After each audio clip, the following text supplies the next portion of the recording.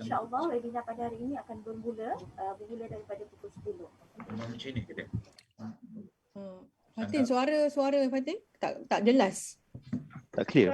Tak clear ya, you kena kuatkan sikit suara. Clear tak? Hello? Cuba. Ya.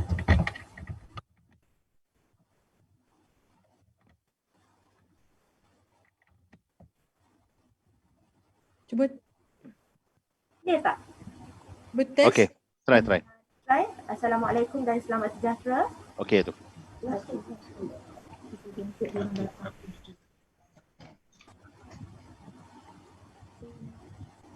Okey Fatin. Hai John. Assalamualaikum dan selamat datang ke webinar Bicara Ilmu. Morning. Malay Batik, Anjuran Muzium Warisan Melayu, Fakulti Bahasa Moden dan Komunikasi dengan Kerjasama. Morning, John. Morning. Hotel Melayu. Morning, Michelle. Yayasan Basmi Kemiskinan dan Pusat Kecemerlangan Komunikasi Hijab dan Industri Kreatif. Fakulti Bahasa Moden dan Morning, John. Komunikasi Dilofa here. Universiti Putra Malaysia. Good morning, John. Happy Morning. here. Morning. Thanks for doing this talk for us. Disampaikan oleh yang berusaha. Thank you. Morning, John. Candace here from Hong Kong. Orang tokoh pengumpul dan penganalisis tekstil Asia Tenggara. Justru sebelum memulakan majlis, marilah kita sama-sama mulakan dengan bacaan umum kitab Al-Fatihah.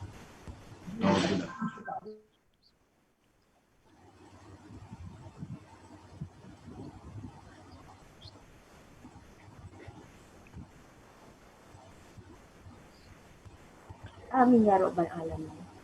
Sebelum saya serahkan webinar ini kepada moderator kita, marilah kita mendengar sepatah dua kata daripada Ketua Muzium Warisan Melayu, Fakulti Bahasa Moden dan Komunikasi, Universiti Putra Malaysia iaitu yang berusaha, Dr. Rahimah Hamdan. Dengan segala hormatnya, dipersilakan.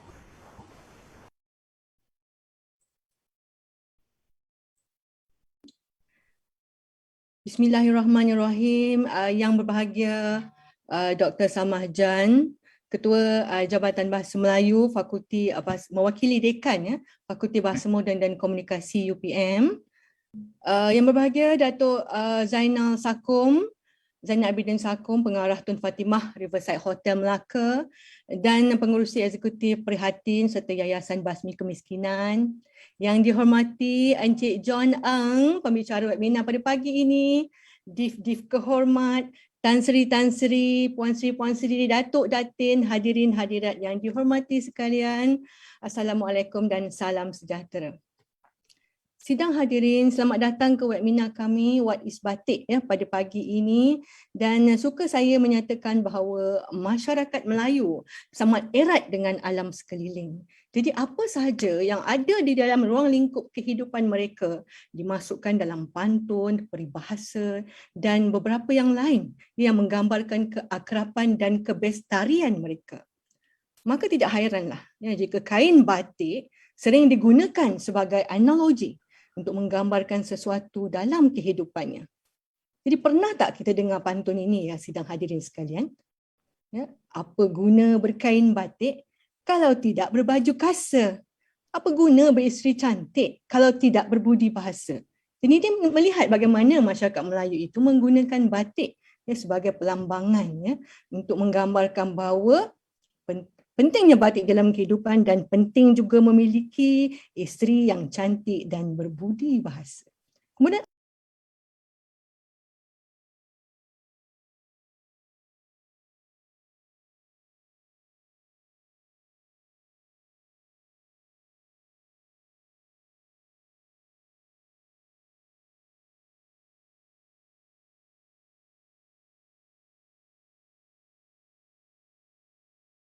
Kemudian ada juga pantun romantis ya yang saya jumpa yang turut juga menggunakan batik ini ya, iaitu kain batik selendang batik basuh tikar di atas batas, adik cantik abang pun cantik bagai dakwat dengan kertas.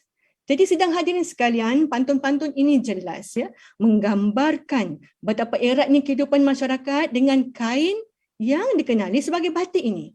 Peribahasa ini tidak kurang ya menggunakan kain batik sebagai pelambangan yang melambangkan eratnya masyarakat Melayu dengan kain batik ini. Ada satu peribahasa juga lain yang turut menggunakan perkataan ataupun menggunakan kain batik ini, ya, sidang hadirin, iaitu peribahasa Melayu, ya, Malay Proverbs. Umpama batik lasam, makin dibasuh makin berbau. Jadi maknanya ini menunjukkan bahawa batik yang berasal daripada lasam itu semakin dibasuh dan semakin berbau, ya. Jadi oleh kerana itulah pentingnya batik ini dalam kehidupan masyarakat Melayu ini menyebabkan kami di Muzium Warisan Melayu Fakulti Bahasa Moden Universiti Putra Malaysia menyediakan batik sebagai tema utama webinar pada hari ini. Dan untuk mengetahui sidang hadirin jauh juga, ya, Muzium Warisan Melayu Fakulti Bahasa Moden dan Komunikasi UPM tidak terkecuali daripada menyimpan khazanah berharga ini. Kami turut mempamerkan dalam galeri kami kain lepas berayat yang ditulis dengan kaligrafi ayat-ayat Al-Quran. Ya, dan ini kerana masyarakat Melayu percaya bahawa kain batik berayat ini, ya, mempunyai khasiat khususnya dalam menimbulkan kekebalan kepada pemiliknya, terutama ketika menghadapi pertempuran.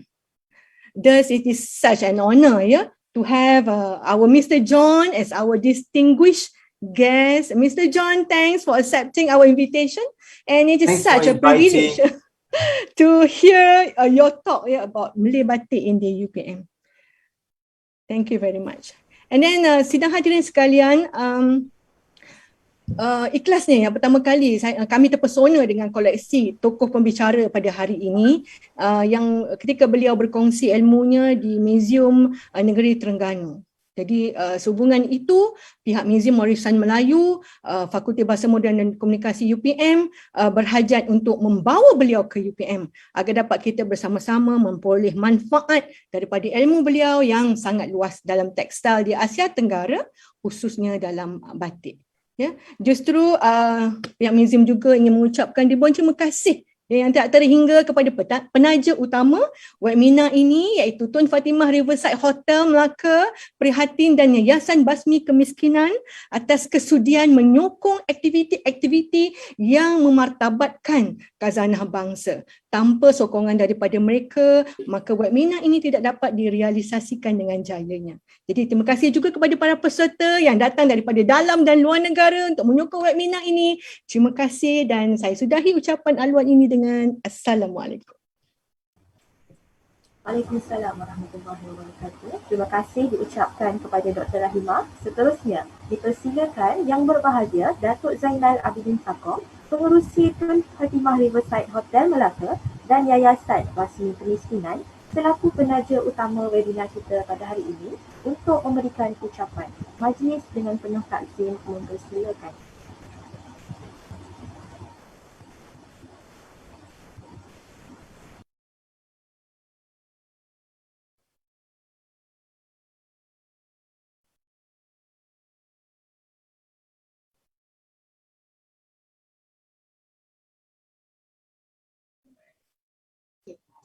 Yang berusaha Profesor Madya Dr. Salmah Jan, Ketua Jabatan Bahasa Melayu Fakulti Bahasa Moden dan Komunikasi UPM. Yang berusaha Dr. Rahimah Hamdan, Ketua Muzium Warisan Melayu Fakulti Bahasa Moden dan Komunikasi UPM. Encik John Ang, pembicara webinar pada hari ini. Dev terhormat, Tan Sri, Puan Sri, Datuk, Datin, hadirin dan hadirat yang dihormati sekalian.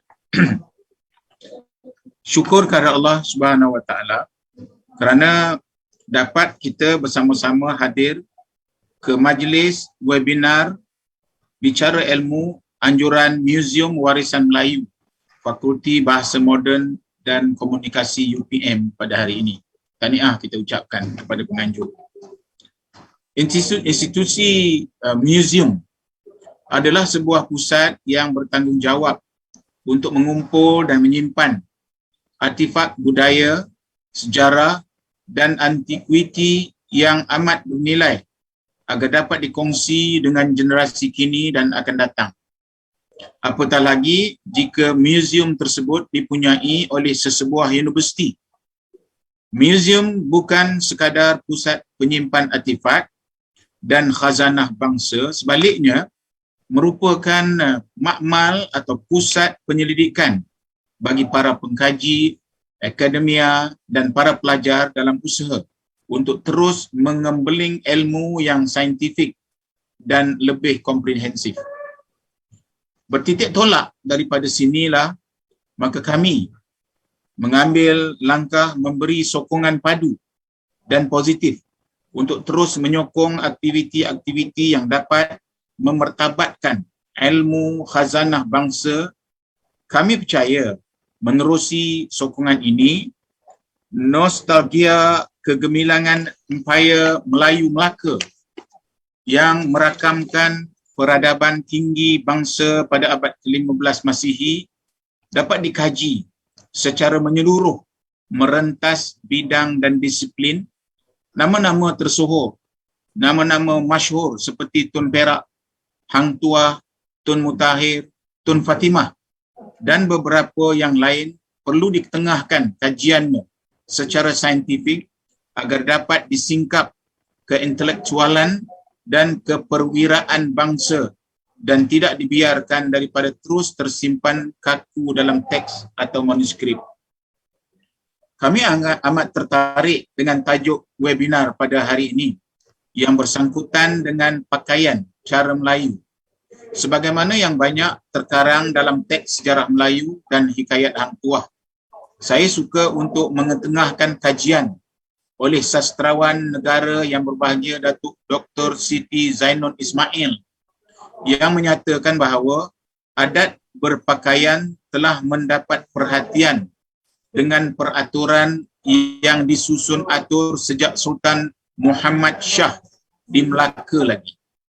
Konsep asas pemberian pakaian cara Melayu ini membezakan pakaian yang dilarang pakai oleh rakyat marhin. Misalnya pakaian atas angin Arab Parsi dan memakai cara keling yang pernah menjadi larangan dipakai oleh rakyat biasa. Namun, kemasukan pelbagai jenis kain fabrik daripada luar seperti cindai, kain kasa, kain baldu dan sebagainya telah memperkayakan pakaian cara Melayu, sudah mula menenun dan menggunakan tekstil tenunan daripada Bugis Makassar, dari Silungkang, Pandai Siket, termasuk di pesisir pantai timur seperti Pahang, Kelantan dan Terengganu. Inilah rupa seni tekstil Melayu yang melengkapi pola pakaian cara Melayu. Namun, pada hari ini, kita akan memfokuskan kepada apakah batik Melayu. Adakah sekadar kain buruk atau kain basahan yang sentiasa lapuk di hujan dan lekang di panas? Atau satu tinggalan warisan bangsa yang terakam falsafah dan etikanya serta amat wajar diketengahkan daripada lenyap ditelan arus zaman? Justru, menerusi webinar ini diharap dapat memberi manfaat kepada semua khalayak. Semoga kajian terhadap seni dan budaya bangsa ini terus mendapat tempat di hati generasi muda serta mampu diangkat ke tahap tertinggi selaras dengan perkembangan industri 4.0. Saya akhiri ucapan saya dengan serangkap pantun. Falsafah dan etika perlu difahami. Batik cara Melayu perlu diperhalusi. Bukan sekadar basahan mandi, tetapi bukti tingginya pribadi. Dijemput semua hadir ke Riverside Hotel Tun Fatimah di Melaka yang akan dimulakan pada bulan Oktober ini. Kita ambil nama Tun Fatimah kerana Tun Fatimah adalah seorang pertiwi Melayu yang dilupakan orang. Dia bukan sahaja membentuk sebuah negara, bahkan mencanai seorang raja yang berasal daripada tak sedap mata memandangnya.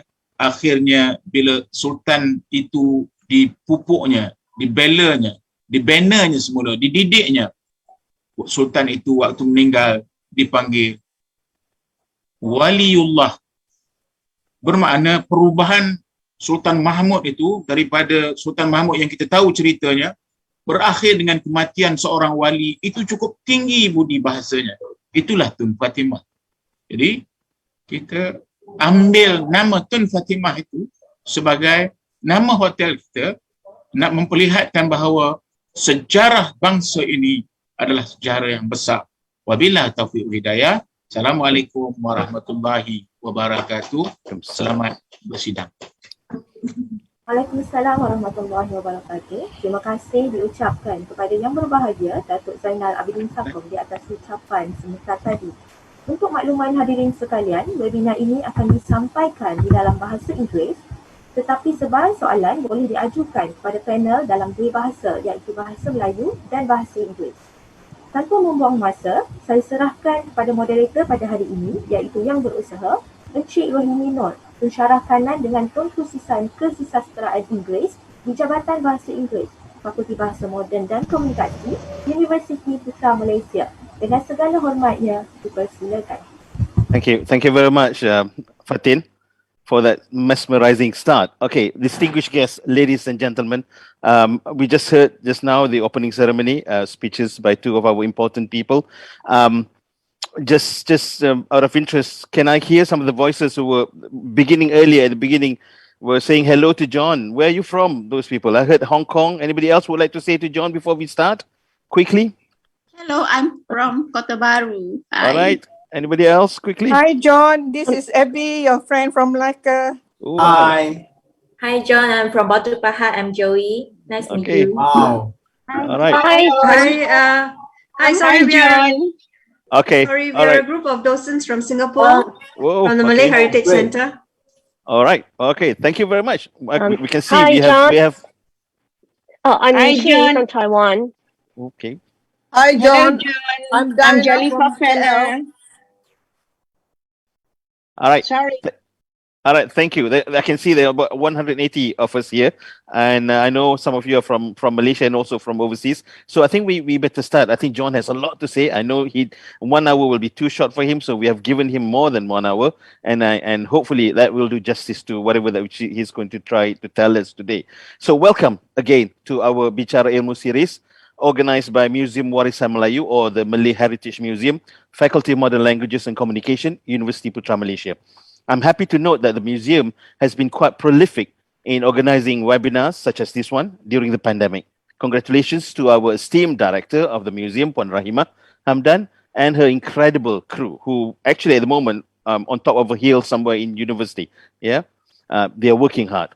Okay, for those of you who are here with us through Zoom and FB Live, my sincerest thanks to all of you for being here. I'm sure you have a lot of other things to do, but you chose to be with us today. For that, we are ever so grateful. Our session today will focus on something that I'm sure is very close to our hearts. Yeah, at some point in time in our lives, we are draped in batik, either attending official functions or weddings, or just relaxing around the house. That's how relevant batik is to us. I suppose among the exquisite variety of Malay textiles, batik can be said as the quintessential cloth in the history of textiles in the Malay world. So we're indeed honored today to have with us Mr. John Ang, a world-renowned collector and analyst of Southeast Asian textiles. Thank you, John, for being here, for agreeing to be with us today, and to share your knowledge and expertise on Malay Batik. From that little discussion that Puan Rahimah and I had with John a few days ago, I must say that we are indeed privileged to have him here. So before going further, and before I get carried away, allow me to introduce Mr. John Ang properly. John was born in Chicago, but grew up in Singapore. After his A-levels, he returned to the country of his birth for his higher education. In 1985, after obtaining his BA and MA in Asian art history from the University of Michigan, John moved to Japan to work as an art journalist for the Japan Times. In 1987, he moved to Taiwan and established an Asian art and antiques gallery that specialized in Chinese furniture and textiles. As a director of the gallery, John gave numerous presentations at universities and museums in the United States, Europe, and Asia. In addition, he has also published articles on Asian art, for prestigious magazines such as Arts of Asia and then Orientations. He has also written several books, the ones that I know, one on Chinese Huanghuali furniture, two on yoga, and one on Asian cuisine. In 2014, after acquiring his first Malay textile, John's interest grew when he realized that information on Malay textiles was hard to come by. Soon, he became an avid collector and traveled around Asia in search of Malay textiles. Finally, in 2018, he moved to Kuala Lumpur in order to devote his time to collecting and researching on Malay textiles. Just a year after that move, in 2019, John organized a successful exhibition and seminar on Malay Kelingkam embroidery held at the Terengganu State Museum. Currently, John is working on a major exhibition entitled The Splendors of the Malay World Textiles, the biggest of its kind in the world. 600 textiles representing 13 main categories of Malay textiles will be showcased in this exhibition. A catalogue will accompany this exhibition. Due to the pandemic, this exhibition, which is supposed to be held next month, will now be held next year. I suppose John just told us in July next year.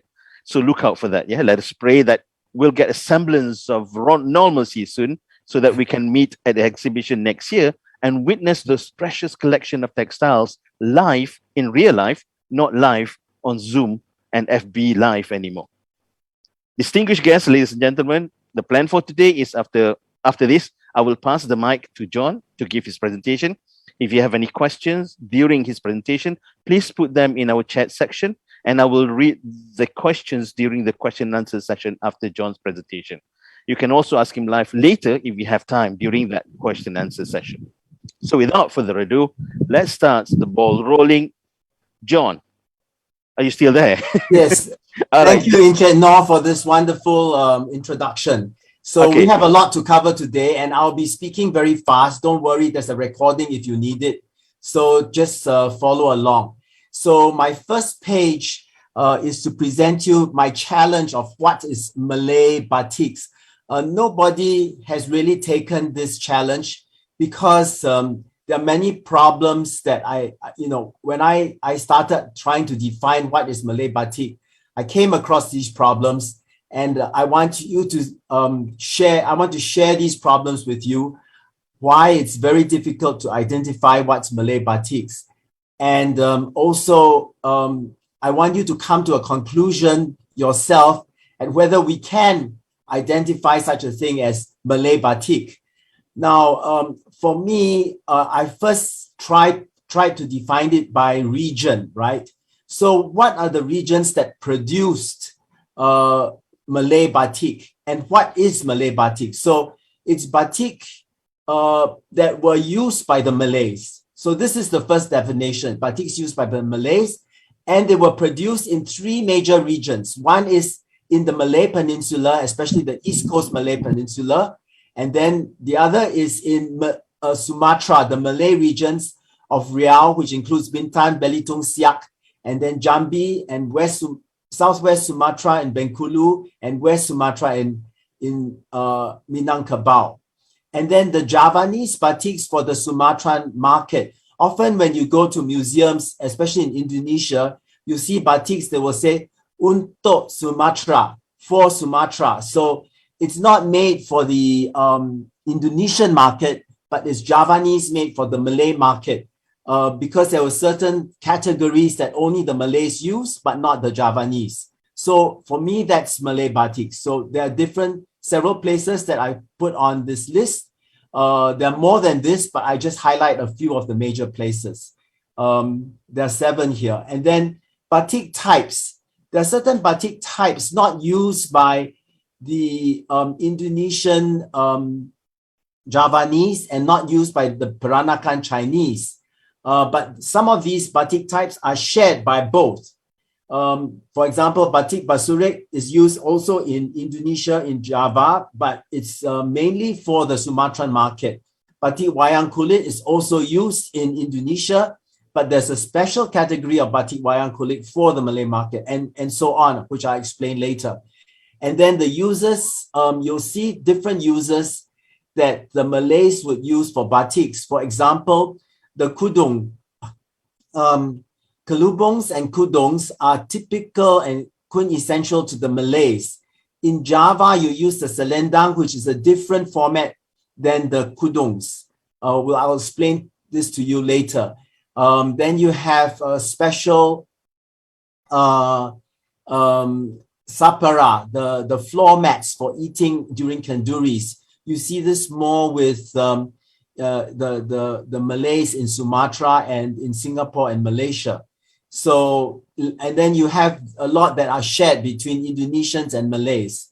So that's the difficulty. There is a unclear line of what exactly is Malay and what exactly is Indonesian, but I'll show you what are the types that the Malays like. Then there are special colors that I find more frequently used in the Malay communities, like batik ungu, batik biru, and batik jingga, orange colors, which I'll go through with you later. And then today's batiks, Malaysian batiks and Malaysian Malay batiks and Indonesian Malay batik.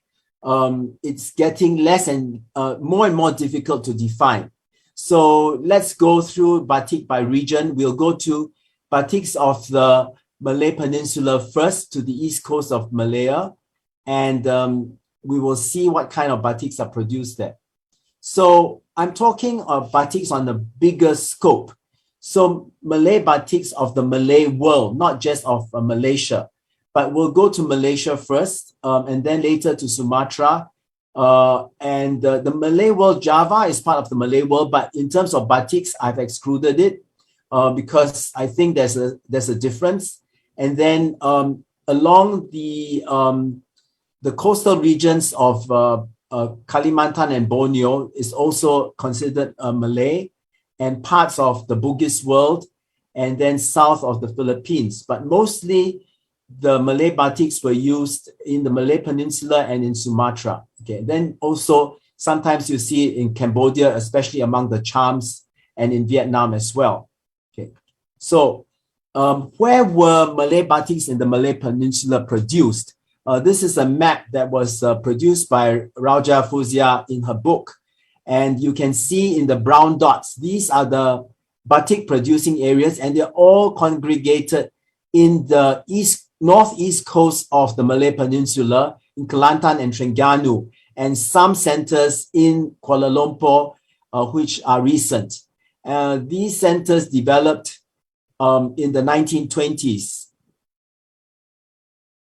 So the development of Malay batik was very late. Most of the Malay batiks we see today, for the final examples, are batik tulis. It's different from the Indonesian batik tulis. I'll explain to you later. And this began only in the 80s. Before that, it was batik cap. And before that, it wasn't batik, but the use of wood blocks. Okay, so this is the history of batiks in the Malay Peninsula. You can see how it's done through wax. It's mostly the outlines that are waxed. And then they are colored with a brush or airbrush or hand brush, rather than being dip dyed like in Indonesia. So this is how it's colored. So the color can be gradated, as you can see, the gradation of the gray here. And I call it confection sweet because it's very pretty. The colors are very delicate. And this is typical of Malaysian batik, especially the batik tulis. Okay, and these are the modern ones, and these are the ones I found in the kampong during a festival. All these are batik tulis, and some are batik block. And then you can see the contemporary batiks here. It's kind of freestyle. There is less of a standardization in the Malay Peninsula as compared to Indonesia, where you have the kratons, the royal families that keep the batik larangan because they are forbidden pieces that are not used by the public but only by the court. So there are very strict standards in Indonesia, but in Malaysia there's more laissez-faire, freestyle use of batik designs. So the history of batik in Malaya in the Malay Peninsula started quite early, I think in the 19th century, and you can see in this early 20th century poster for the Malay Railway, Malay lady and her child using batiks, and these are Indonesian batiks. So initially they would import batiks in the 19th to early 20th century from Indonesia, and they started using it, and you can see here, this is the Home Guard. They were trained by the British to fight against the communists during the early 20th century, before Malaysia got its independence. And you can see the women in the village were when the men went to work in the farms, they protected their villages, and they were all trained to use the rifles, but they're all using Indonesian batiks. And you can see here the early Malays in Singapore and Malay and the Malay Peninsula, they were using Malay batiks. This could be a batik from Cirebon or Pekalongan. And you can see here in the 1960s, Malay ladies wearing, elegant Malay ladies wearing mostly Indonesian batiks. And here is a beautiful baju kurung used by Malays more than Indonesians, you know, with a beautiful eel bone collar, tulang belut collar, and the pesak here, the traditional Malay baju, but using Indonesian Tiga Negri batik from around the 1930s. So in the early days, the Malays based their batiks on Indonesian patterns. So for example, when they use the wayang kulit, this wayang kulit, you would think it's Indonesian, right? But when you see the label here, it's produced by Yusuf Muhammad, and it was produced in Kota Baru.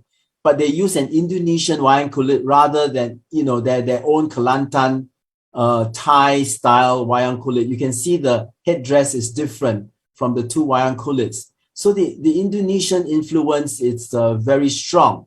When you look at this piece, I want you to notice this border with the parang rusak, which is also an Indonesian motif. Okay, you'll see this later on Chinese batiks for the Malay market. Okay, and here, these are the recent ones from Craft Tangan with also Indonesian motifs. So even up till now, they base a lot of their patterns from Indonesian motifs. Okay, this is a typical almost Pekalongan style, but it was produced, it was printed. It's not even batik, it's a print, copying batik found in Terengganu.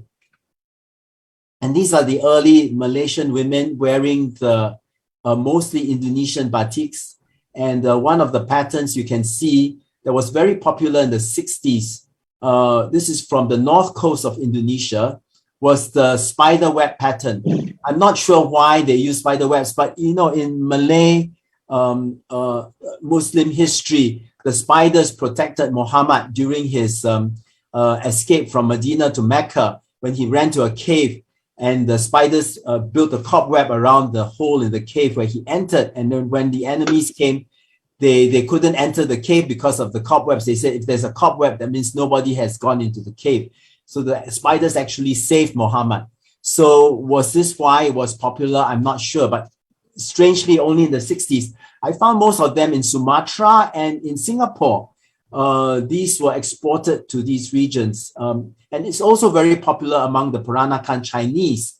So can you actually call it Malay batiks? There's a strong overlap. This was the challenge that I had to face.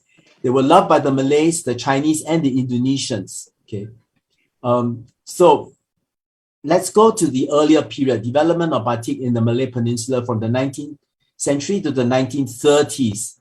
Now, was there batik in Malay Peninsula before the 1930s? Let's have a look. So if you look at the map, it's the map of actually part of the Malay world. Most of the batiks, or what we call early batiks, were found in Kelantan, Terengganu, and southern Thailand, all the way up to, you see here, number one, this is Songkhla, the northern part of the southernmost part of Thailand. You see batiks there. And also you see them in Sumatra, especially in Palembang, in Jambi, in Bangka, in the Riau Islands of Riau Lingga and Singapore, and then the Malay Peninsula. So these were in actual fact, when you look carefully, not batiks. They were wood block prints, very much like the Indian wood block prints. Initially, Javanese also had these prints, not actually wood block. They actually used sweet potatoes. They were experimenting with how to use blocks before they came. They invented the copper blocks in the mid 19th century in Java. They used sweet potatoes, but in the Riau Islands, you can see remnants of 19th century wood blocks. This comes from Terengganu, and it's printed on white cotton, and they were interestingly called Batik Kedah.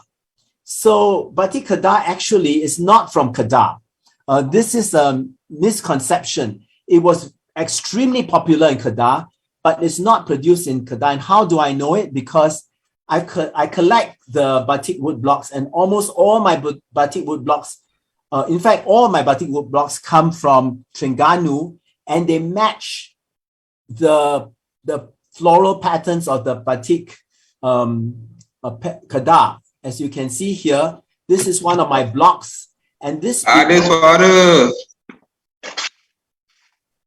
belongs to the collection of the late Puan Azhar Aziz. She calls it Batik Kedah, but you see my blocks, the pattern fits exactly, and my blocks comes from a family in Terengganu. They live not far from Terengganu, and they sold me their whole collection. They used to use these blocks to print the batiks, but these cannot be called batiks because no wax was used.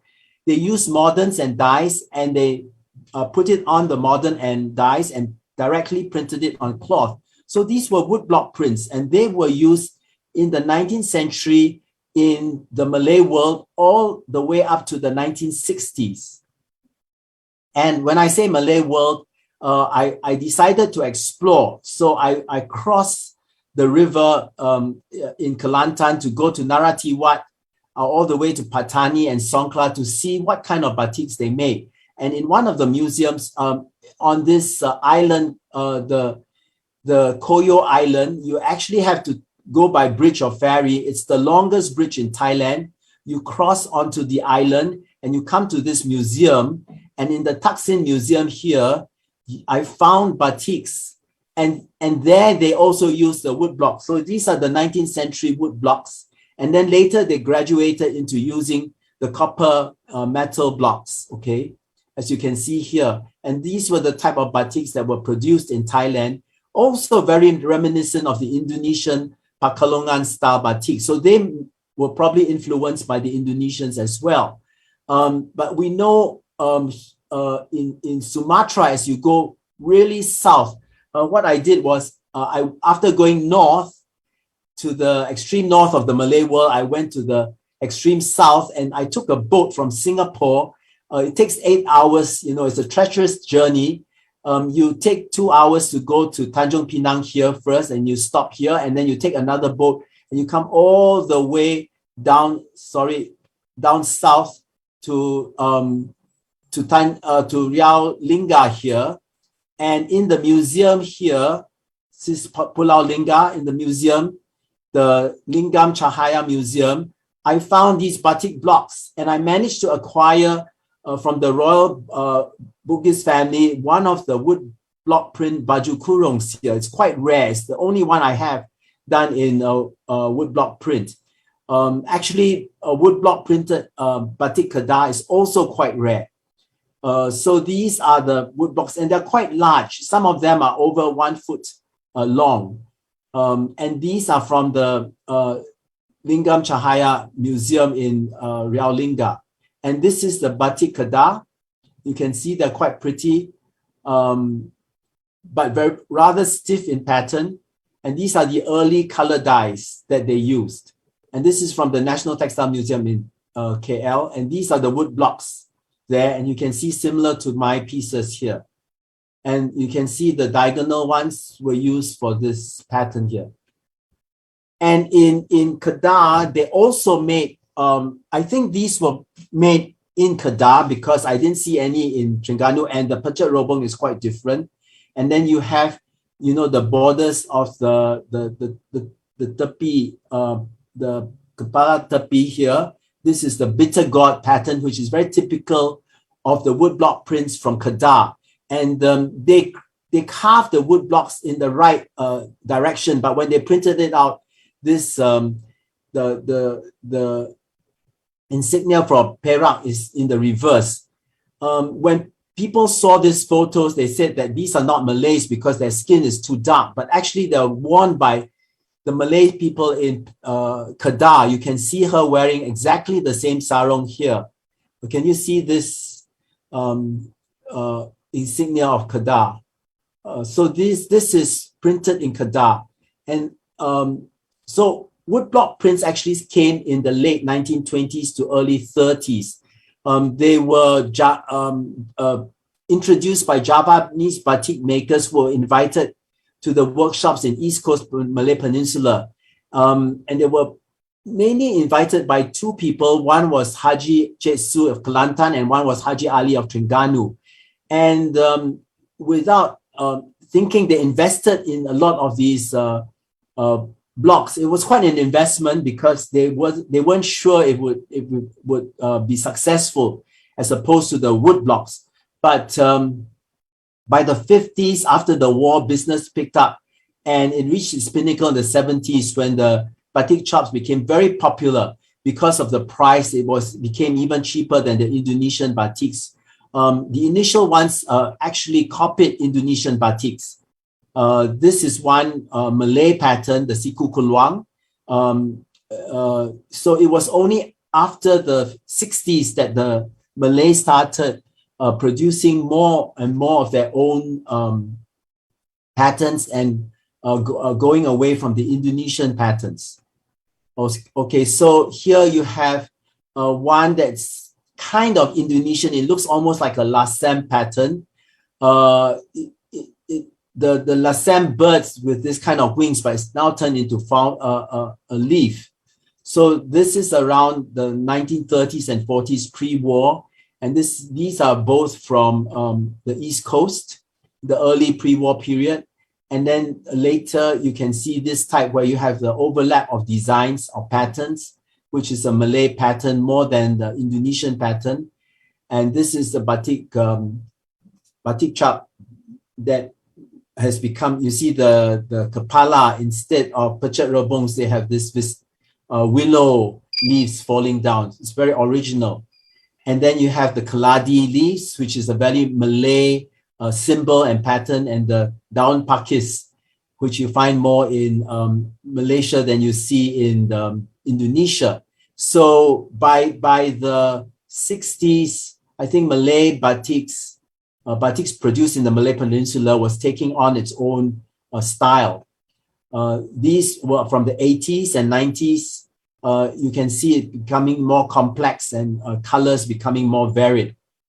And these are from the 90s, where the dye colors started becoming more bright.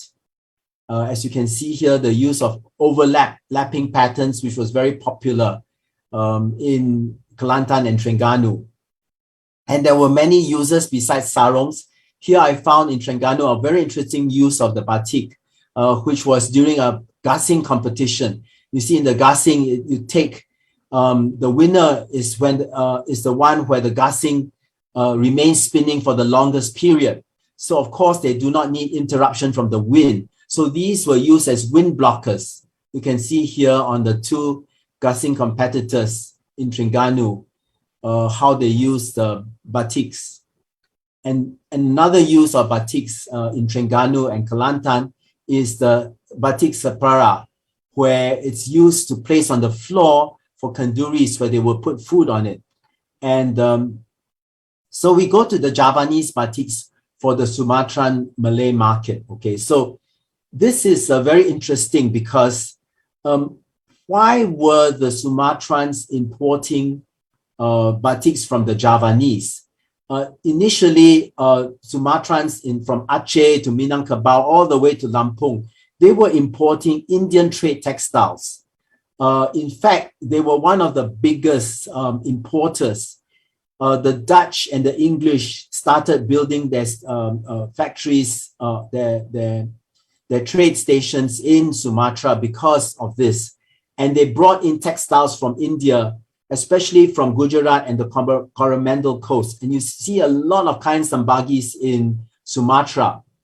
But in 1681 in Palembang and 1683 in Jambi, the Dutch managed to get the monopoly on the trade textiles, the Indian trade textiles. So they put a heavy price on Indian trade textiles, and it discouraged a lot of the Malays in Sumatra from buying it. And they started to buy Javanese batiks, especially when the court of Jambi, through the inspiration of Sultan Agong from the Matram Sultanate, decided to make batik compulsory when you entered the court. So more and more people decided to buy batik and use batik rather than Indian trade textiles. So by the 18th century, the early 18th century, VOC records that about slightly over 1,000 Indonesian Javanese batiks were imported into Palembang. But by the end of the 18th century, by 1790s, 54,000 Indonesian batiks were being imported in 1 year. So you can see the amount. So what are these places that we call Malay? Okay, these are from the Srivijaya Empire, the Hindu-Buddhist states of Jambi and Palembang and Riau. They were part of the Srivijaya kingdom. And if you go to Jambi, you can see remnants of it. This is a 14th century Buddhist temple that was destroyed by the Burmese, but later discovered by the British in the 1920s. So this is evidence of the old Malay kingdom that was called Melayu. When I Ching went to Sumatra, he recorded a place called Melayu. And this is where the term Malay comes from the kingdom. So most of us, when we look at Malay culture, especially from Malaysia, we think of Malay culture as starting from the Malacca Sultanate. But I think this is because of the British education. They preferred the Malaysians of British Malaysia to think of their culture stemming from Malacca rather than from the Srivijaya kingdom, because they didn't want the Malays of Malaysia to connect with the Dutch and the Indonesian Malays of Sumatra. So that's why you have a separation. So this separation makes us forget that Malay culture started actually from Sumatra and from kingdoms like Melayu. And it's Jambi was one of the places that produced batiks and continue to produce batik till today. So these are the early Jambi batiks from the late 19th century to the early 20th century, discovered by the Dutch. The Dutch were there. They set up their factories there in the 17th century, but it was Gosling, I think, from 1920s, who was residing in Jambi, who found certain batiks, and he brought them back and put them in the Tropen Museum. And some of these were similar to this piece that's from my collection. This is called the batik Batanggari. Batanggari is actually the longest river in Sumatra, and it runs through Jambi. And you can see that this actually looks like the river with tributaries, although it's more reminiscent of the Indian trade textile. So the early textiles, batiks were actually copying. When they couldn't get the trade textiles, they started ordering from the Javanese textiles that look similar to the trade textiles. So you can see here the tree of life, the curvilinear, undulating leaves and branches are kind of duplicated in the Jambi batiks here. Okay, and you can see like the paisley shaped leaves, more Indian influence. So the early Malay batiks were mostly influenced by the Indian trade textiles. And here you can see it comes more into a Malay or indigenous pattern, where you have the durian pecah and these birds. This is also from Jambi, from the early 20th century. And then you come to kain bersidang. These are called kain bersidangs, meaning kinds for people to get together. They were worn as kudungs. Now, how do you recognize a kudung? Kudung is the Palembang word for tudung in Malaysia. Tudung are the head covers. You can recognize it by the sisir. Here is the imitation of the tassels which represent the hair. And these were worn by Malay ladies when they would gather together to go to the mosque. So that's why it's called basidang. Basidang meaning get together. And it's reminiscent of the Indian trade textiles from the Coromandel Coast that has a similar lozenge. So you can see the connection is very close, the early Malay textiles to Indian trade textiles. And then you have the early Kelengan textiles. Kelengan means blue, from Jambi, that were made into baju kurungs. And then slowly you come away from Indian patterns. This is a Jambi pattern called the brooding peacock or merak negram. You can see the peacock wings here. And it's in the form of the sisihan. Sisihan is a batik kain panjang, where the two ends are of different color. According to Rens Haringa, who lived in Java for many years, she said that this kind of batik was worn by were women, and when they were young, in their 20s to 40s, they would feature the red section in the front.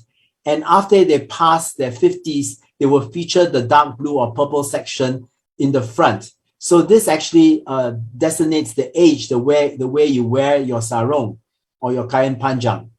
And these are particular to Jambi, unique to Jambi and not Indian. This is the shit motif that they call kapal sangat. In Malaysia, you call it kapal penuh, means an abundant boat, meaning that trade was successful. And this was actually printed in Surabaya for the Malay Jambi market. As you can see here, the word Surabaya. And this is a later example from my collection, the kapal sangat. So these are typical Melayu patterns made in, probably these were made in either Semarang or Lasem. We're not sure because the whole area produces this kind of red and blue for the Jambi market. And then these are typical Jambi patterns called the bunga jatuh, used for weddings because the night before the wedding, the bride has to go out to pick up these bungas to place in the room. And then there's particular Jambi batiks or particular patterns called the Cabe Rawit pattern or the Chili Padi pattern, as you can see here. You only find this among Jambi batiks. So Jambi being Melayu makes me think, could this be Malay batiks? Could this be Melayu batiks used by the Malays with its specific Malay pattern? And then these fish patterns also for the Jambi market and also in the style of the Sisihan. I noticed that if you look at the coast of Malaysia, Batang was the only place that produced the Sisihan where the patterns on both sides, both sides are the same, but in some cases they're different. Okay, and how were these Jambi batiks used? The old Jambi batiks are actually extremely long. The later ones become shorter. These were used, the long ones were used as selendans. And from the Dutch prints of the 19th century, this was printed in 1956. I found this in Peter Lee's book. You can see I'm trying to match with the same baju panjang and the same colored sarong and same colored selendans to show how it was worn in how batiks were worn in the 19th century. I think in the old days, they didn't wear completely batiks. They mix and match with their check sarongs and also with Coromandel Coast Indian cloths that they made into kain panjangs or baju kurungs. And then they had a selendang of batik Melayu. As you can see here, this baju kebaya labo is from the Coromandel Coast. It's a print matching with a Jambi batik and then a Coromandel Coast scarf, not dissimilar from the 19th century print here. I'm trying to match even the pot and the shoes here to give you an idea of the authentic way of dressing, because Malay fashion also, when you use batiks, is very tricky. Most museums prefer just to display the baju by itself or the sarong by itself. To display both can go against the authenticity of what it used to be, because we can only know through prints, and there are very few prints available or through old photographs. So very few curators dare to put these together in fear of matching it incorrectly. So there are a few museums that do this, and some museums who do not use references are heavily criticized because the matchings are incorrect. So I'm very careful when I do the match, and I try to see colors and patterns and dating are correct before I do this, so one can get a clearer concept of what was Baju Melayu in the 19th century. Now, what's very interesting phenomena here, I didn't know about Batik Al-Jufri from Jambi and Palembang until I went there, and the Malays were called, when they look at patterns like this, they call, oh, Batik Al-Jufri, Batik Al-Jufri. I said, what is Batik Al-Jufri? This was the batik that was popularized by the son-in-law of the Sultan Nasruddin in Jambi. He was Wiro Kusuma. Actually, they call him Pangeran Wiro Kusuma because he was a prince. He was made prince by the Sultan because he became the advisor of the Sultan. He was the intermediary between the Sultan and the Dutch. The Sultan hated the Dutch, and so he had to call in Wiro Kusuma. And Wiro Kusuma actually is a side. He's from the Hyderabad family. His grandfather was a full-blood a descendant of Ali, who was the son-in-law of Muhammad. And they had a high status in Jambi. And so they were allowed to marry into the royal family. And they sponsored the Al-Jufri pattern. It was their design. And they ordered it mostly from Cirebon and was exported to Jambi and Palembang. And these are some of the designs you can see here. So this is one of the patterns from Sumatra that you see, the Al-Jufri. You can see here too, and it's usually on a yellowish beige background with this very orangey red color, which is very typical of Trusmi batiks in Cirebon. So they were not made in Jambi, but they were made in Sumatra. This is a very elegant kind kudung, you can see, used. It's not a sembagi because it's a rectangular center field. But beautiful pieces here, all from Cirebon for the Al-Jufri family, and then later other people started using it. This is a very beautiful and elegant one. So these are from the Indonesian, Javanese producers for the Malay market in Jambi. And this is how I assumed that they were worn. These are all Al-Jufri. I think they were very Islamic because the Al-Jufris also built a famous mosque in Jambi, and they were their patterns were mostly floral and geometric, and more subdued and more somber in colors. So this would be the way they would dress. So to give you an idea of how the Melayu people dress as opposed to the people in Indonesia or the Peranakan Chinese. And then later we go to Semarang, Pekalongan to see the other batiks for the Malay market. Here is one probably done in Pekalongan, at least from the north coast, but a Malay pattern where they take the Dutch buketan and they repeat it. This type was very popular in Palembang. And here you can see one from Cirebon, but it's a repeat of airplanes. This is a trend with Malay batiks. They were very interested in contemporary trends around the world. When they get news of a certain thing, they wanted it shown on their batiks, or they wanted to read about it. So you get a lot of contemporary motifs depicted on their batiks. This is a beautiful one, also from the north coast, found in Palembang. Batik Kelengan for the Melayu market, and also Batik Bang Biru. These could be from Lasem and Cirebon, and these are also probably from Cirebon, by copying the Coromandel Sembagi style. These are beautiful bang birus for the Malay markets. They are kuthongs. The Indonesian Javanese do not use this type of format. You only find them mostly in Palembang, Lampung, and Riau and Jambi. And these are sarongs for the Jambi and Palembang market, also copying the Coromandel Coast batiks. Now, even the Coromandel Coast Indian batiks was Indian trade cloths were made for the Malay market.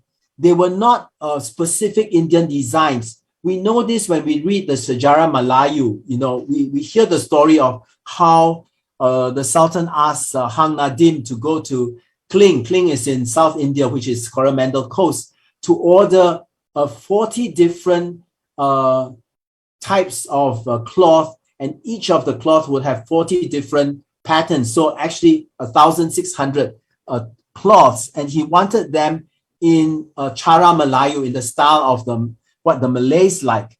Cara Melayu was a word that was recorded by the VOC already in the 18th century. So Hang Nadim went, and when he saw the designs, he was appalled. He says, no, these are not what we want. Can you redesign it? So the Klings tried very hard to redesign, but not to the satisfaction of Hang Nadim. So in the end, they asked him to design it himself. So the idea of Indian textiles for the Malay market, there was a very strong Melayu sense, what the Malays like, and they love these geometric patterns because they went in line with their Islamic ideology of the Tawhid, which was where God is found in repetition, and when God is found in symmetry, and when God is found in geometric patterns, as you see in the geometric patterns in the mosque. So these are all from Indonesia, Javanese for the Sumatran market. This is the Bang Biru. Just now we saw the Bang Bangan, which was all red. And this is the Bang Biru. And you can see this is the Sisihan again, where you have the two different ends, one for the older lady and one for the younger lady. I'm not sure if this is an actual theory, what Hans Heringer says is true, but this is what she heard and this is what she shared with me about it being used by the young and the old. And these are several. I love this wonderful undulating pattern, very dynamic. And this is a very fine one. This I found in Istanbul, but it could have been done in Semarang. It's very similar to the Caroline von Frankfurt style, and dates probably to the 1900s to 1920s. Very fine example. And these are different examples. You see the Bang Biru and another one. Abby, I think you remember this. I think you wore this when you came to my house, Abby. Beautiful blue and red kuthong. And these are the different ones loved by the Malays. You see a lot of them in Palembang. And this beautiful one. And it's difficult to tell because in Palembang, there are a lot of Peranakan Chinese. So were they used by the Peranakan Chinese or shared by the Peranakan Chinese and the Malays? So this is my challenge that I'm facing, but I would put it under Malays because I found it in the Malay community in Palembang. So for this one, you're not sure because I've seen Chinese Peranakans wearing this pattern. But for this one, it's definitely a Malay pattern, but you can see it's derived from the Indians. You can see the paisley pattern here. And then the Sembagi pattern in the center of this lozenge. This is Kain Pasidang. There are many you find in Palembang. And further, more examples of the Sisehan. This is probably from Cirebon. This is also considered a Sisehan, even though they're both black, but this one has the Bintang Tabor here, and this one doesn't. And then a lot were imported from Gresik. So Gresik is from the east of Java, but Sumatrans love this pattern. So Gresik is now a place that produces only concrete. They don't produce batiks anymore, but in the old days, they produced this kind of bang birus that was loved by the Malays. Okay, these are Gresik patterns. Before, very few people know that they're the Gresik, but when I was in Jambi and Palembang, the Malays would call these batik grisik. So we had batik al-Jufri and batik grisik, okay? These are all batik grisik. And then you have these batiks, which are very colorful. You don't find them in Cirebon, but a lot of them have the mark made in Cirebon on them. And I think they date from the 1950s to the 60s. And I found a lot of them in Patani, Songkhla, some in Palembang and Jambi, but used by the Malays in those areas. So it's a particular color combination that the Malays like, especially the bright greens and purples and the mustard. This one was found in Songkhla, the one on the lower right. And the other three I bought in Patani. And they said these come from Indonesia. And when I looked at the labels, there's a chop that says Cirebon. So very few of us know about this because in Indonesia, you don't see them. You see them only in the places that they were imported. So these are Malay batiks or batiks used by the Malays from Cirebon. And then, of course, the traditional Javanese, central Javanese styles from Solo and Jogja. You can see the Indonesians wearing it, but the Malays will match it with the kabayas. As you can see here, the Malay ladies of the 60s wearing central Javanese sogan or the dark brown batiks, which was very loved by the Malays, even though it's Indonesian. So again, I come across this challenge. It's not entirely Malay because it was produced by the Indonesians and used mostly by the Indonesians, but the Malays loved it anyhow. So it comes in the blur category of Malay batik. So this also found in Palembang, but of course definitely comes from the central Java. And here is the way the Malays of Palembang would dress. Okay, these are the old 19th early century prints. You can see they're using the Sambagi cloths of Coromandel Coast with the Malay checks. And then eventually they would mix the Coromandel Coast prints with Malay batiks that they imported from Java, but according to Cara Melayu style. And here you can see where all batiks completely use batiks. So you have batiks for the Jambi market, batiks for the Palembang market, batiks for the Riau market, all mixed together, but no more Indian Coromandel textiles as they were getting too expensive to import. So they were using mostly their own Indonesian batiks. So now from the regions, the different regions, we go to the different types. So there are a few types: batik basurek, which is the calligraphy batik, batik wayang kulit, the batik depicting world events, batik kosong, which is very interesting, batik lokchan, which is the silk batik, batik nitik, which again is Javanese, but the Malays loved it because it was the geometric pattern, batik Prada, which was used by the Javanese, but in a different way by the Malays, and batik Batawi, because the Batawi is a mixed race of Chinese, Indians, Malays, but I put them under Malays because there's a huge Malay influence in it, and imitation batiks for the Malays. One of it is batik kotak, which I'll talk to you about soon. So batik basurek, these are batiks with a Malay calligraphy on it. I think this concept was originally Turkish Ottoman. The Ottomans had a huge influence on the Malays through the Malays of Aceh. The Malays of Aceh were very enamored of the country of Rum, which was Turkey in those days. Persia, and then Turkey as well. And then they actually sought the help of the Ottoman Empire to help them fight against the Dutch. So there was a lot of Ottoman and Turkish influence, and a lot of these squares that you find on Ottoman embroidery with the calligraphy on it influenced the batik basurek. And you can see here more Indonesian patterns. This is in fact talismatic, and this is batik basurek from Cirebon, but found in Palembang. And you can see the Cirebon Harimau Ali or Macam Ali here with Islamic script on it. And this is actually also from influence from the Ottoman Empire. You can see this is in the Keraton Kesepuhan in Cirebon. And inside, I went inside the palace and I took this picture of the batik. And you can see the sword of Ali here, and the tiger here. Can you or the panther they call it, with batik calligraphic script on it. And it's not just in Indonesia.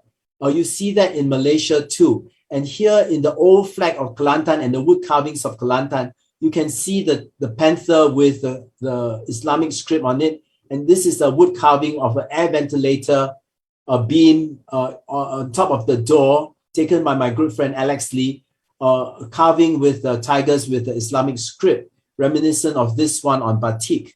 So this is the old flag of Kelantan, explaining how it comes from the Ottoman kingdom. And here you can see Ottoman and Kelantan. And the Kelantanese were very enamored of the Turkish too, because they felt that they were part of the same jihad. They were fighting against the British. They were not happy with what the British were imposing, the laws in Kelantan. So there was a rebellion in Kelantan, and they were all flying the Turkish flag that eventually developed into the flag of Kelantan. So these batik basurik has the turga, which is a symbol that was invented in 1326 by the Ottoman sultans. It's a symbol of Turkey and a symbol of protection, and the sword of Ali as well, as you can see here.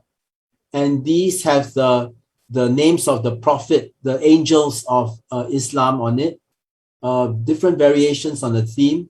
And very interestingly, these were found in Terengganu, although they came from Indonesia. But actually, when I examine it, they are not batik. They're actually machine printed.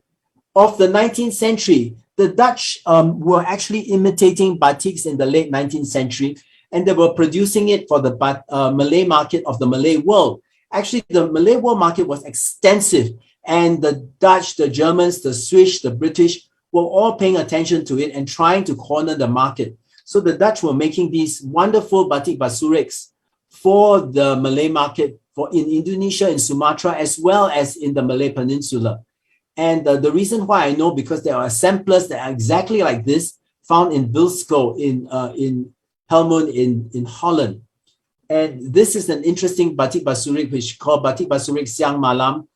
They make it different colors on both sides, and probably comes from Cirebon and was found in Bengkulu. And these are other patterns. These are hand batik tulis, not printed, from Bengkulu and from Jambi. The places that produced these batik basuriks were Cirebon, Bengkulu, and Jambi, and they were mostly imported to Palembang and Jambi. And this was how it was used over the crypt, keranda or coffin. This is a semuta that they use, but originally they would use the batik basurik. And in Holland, they would use it as skirts for little boys to protect them against evil spirits on the islands of Holland. This was found in the Holland in Makken, and they used different prints and batiks for their skirts. So they would print it for the Malay markets, and they will use it for their own. This is one I found when I was when I went to Amsterdam. I asked my friend to go to Wilsko to get one for me, and they still print it using their old samples. So this is brand new batik basurik. Can you see the turga and the Islamic script? And this is an old one for the Malay market. So who were these produced for? No longer for the Malays, because they are too expensive for the Malay market now. They are sent to Africa to make clothing for it. So very interesting. Cloths made for the Malay market from the 19th to early 20th century continue to be made, but for the African market. And here is the explanation of the turga. And these are the winds that bring the Turks on their trade, and these are the swords for protection. This is the name of one of the sultans. So this is the turga that is a symbol of Turkey. Okay, it's very interesting. And this is the sword of Ali, which is split into two at the end, but they split it very obviously in the diagrams here. The sword of Ali, which is a symbol of protection of Islam. And then they're used as talismanic or protection cloths for young Malay kids. You can date these like 1930s to 40s from the batiks. that you see is a Pekalongan style batik, but this is the batik Basurik found in Palembang. I found some also in Terengganu, some of these vests. They were used to protect young Malay boys when they were young. And they were used also as tanjaks or ikat kepalas, the square ones, to protect the silat exponents when they fought. And also for protection during celebrations. I'm not sure what celebration it is. It's not a wedding because it's not elaborate enough.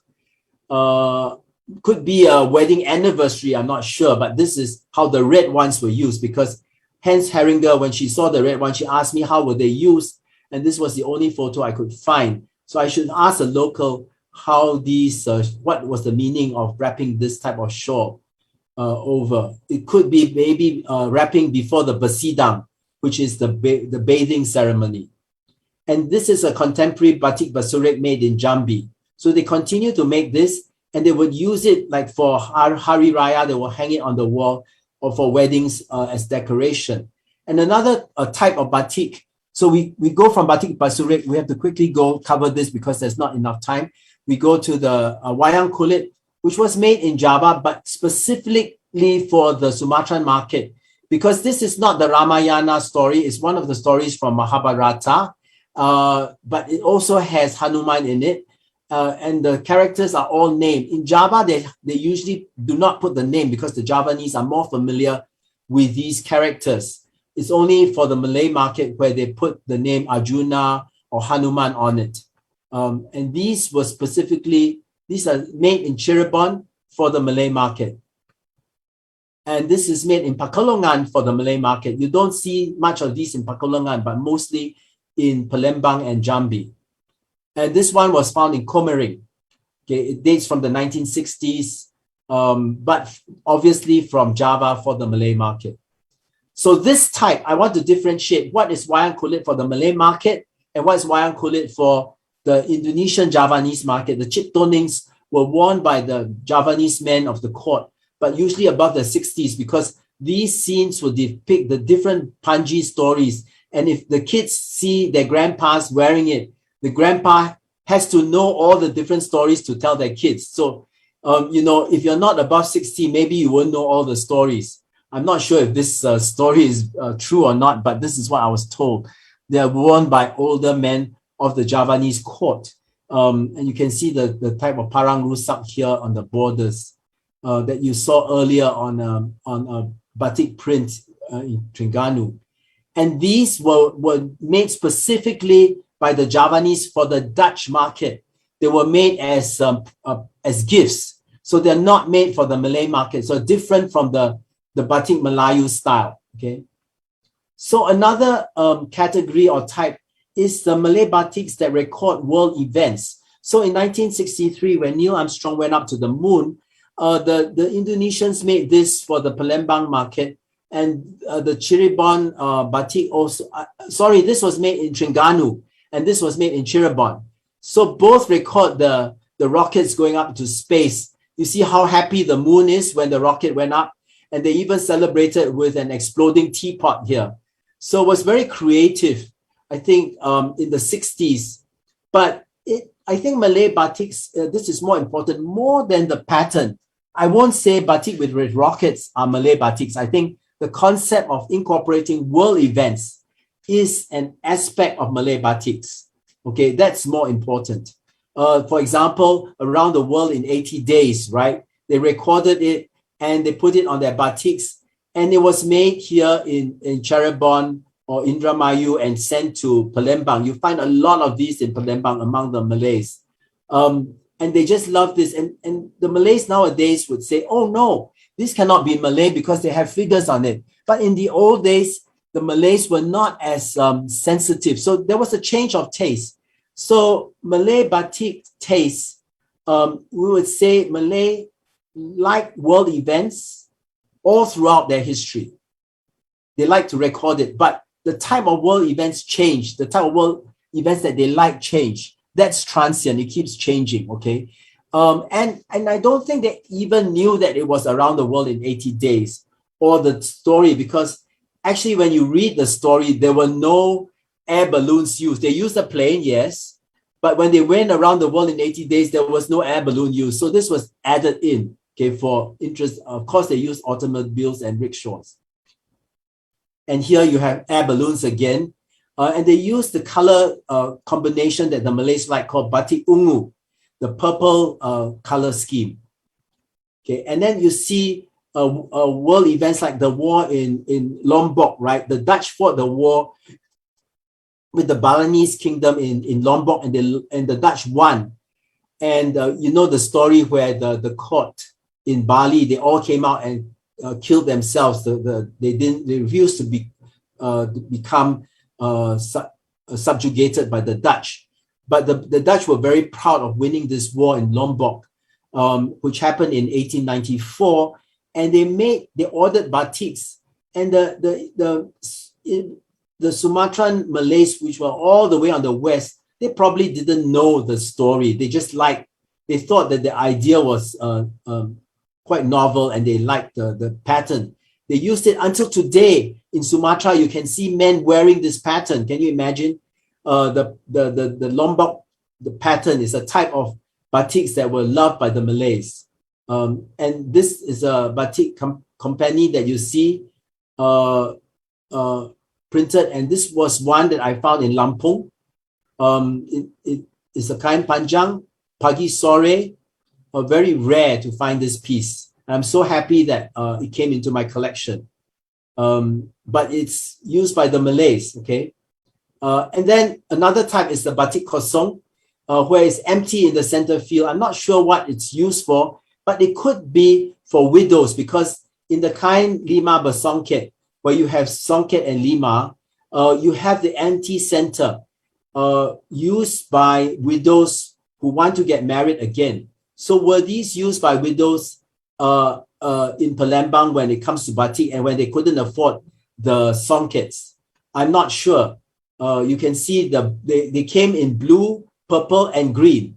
And the purple ones are used, the purple lima ones were used by widows who were already married. And the green and blue ones are used by widows who want to get married. They got married, but their husbands died and want to get married, or by divorcees. Because janda, janda means divorcee or widow. So you can see it's a batik kosong back here. And in Indonesia, the Javanese, the servants would use it. So were these used by servants, or were these used by Malay widows? This is another challenge I have to face when I do my research. And then batik lokchan. This is produced in Sidoarjo. Most of the batik lokchans come from Rembang or Juana, as we know, but also in Cirebon and Sidoarjo, they also produce the silk batiks. The silk comes from China. Some say it's from Shantung.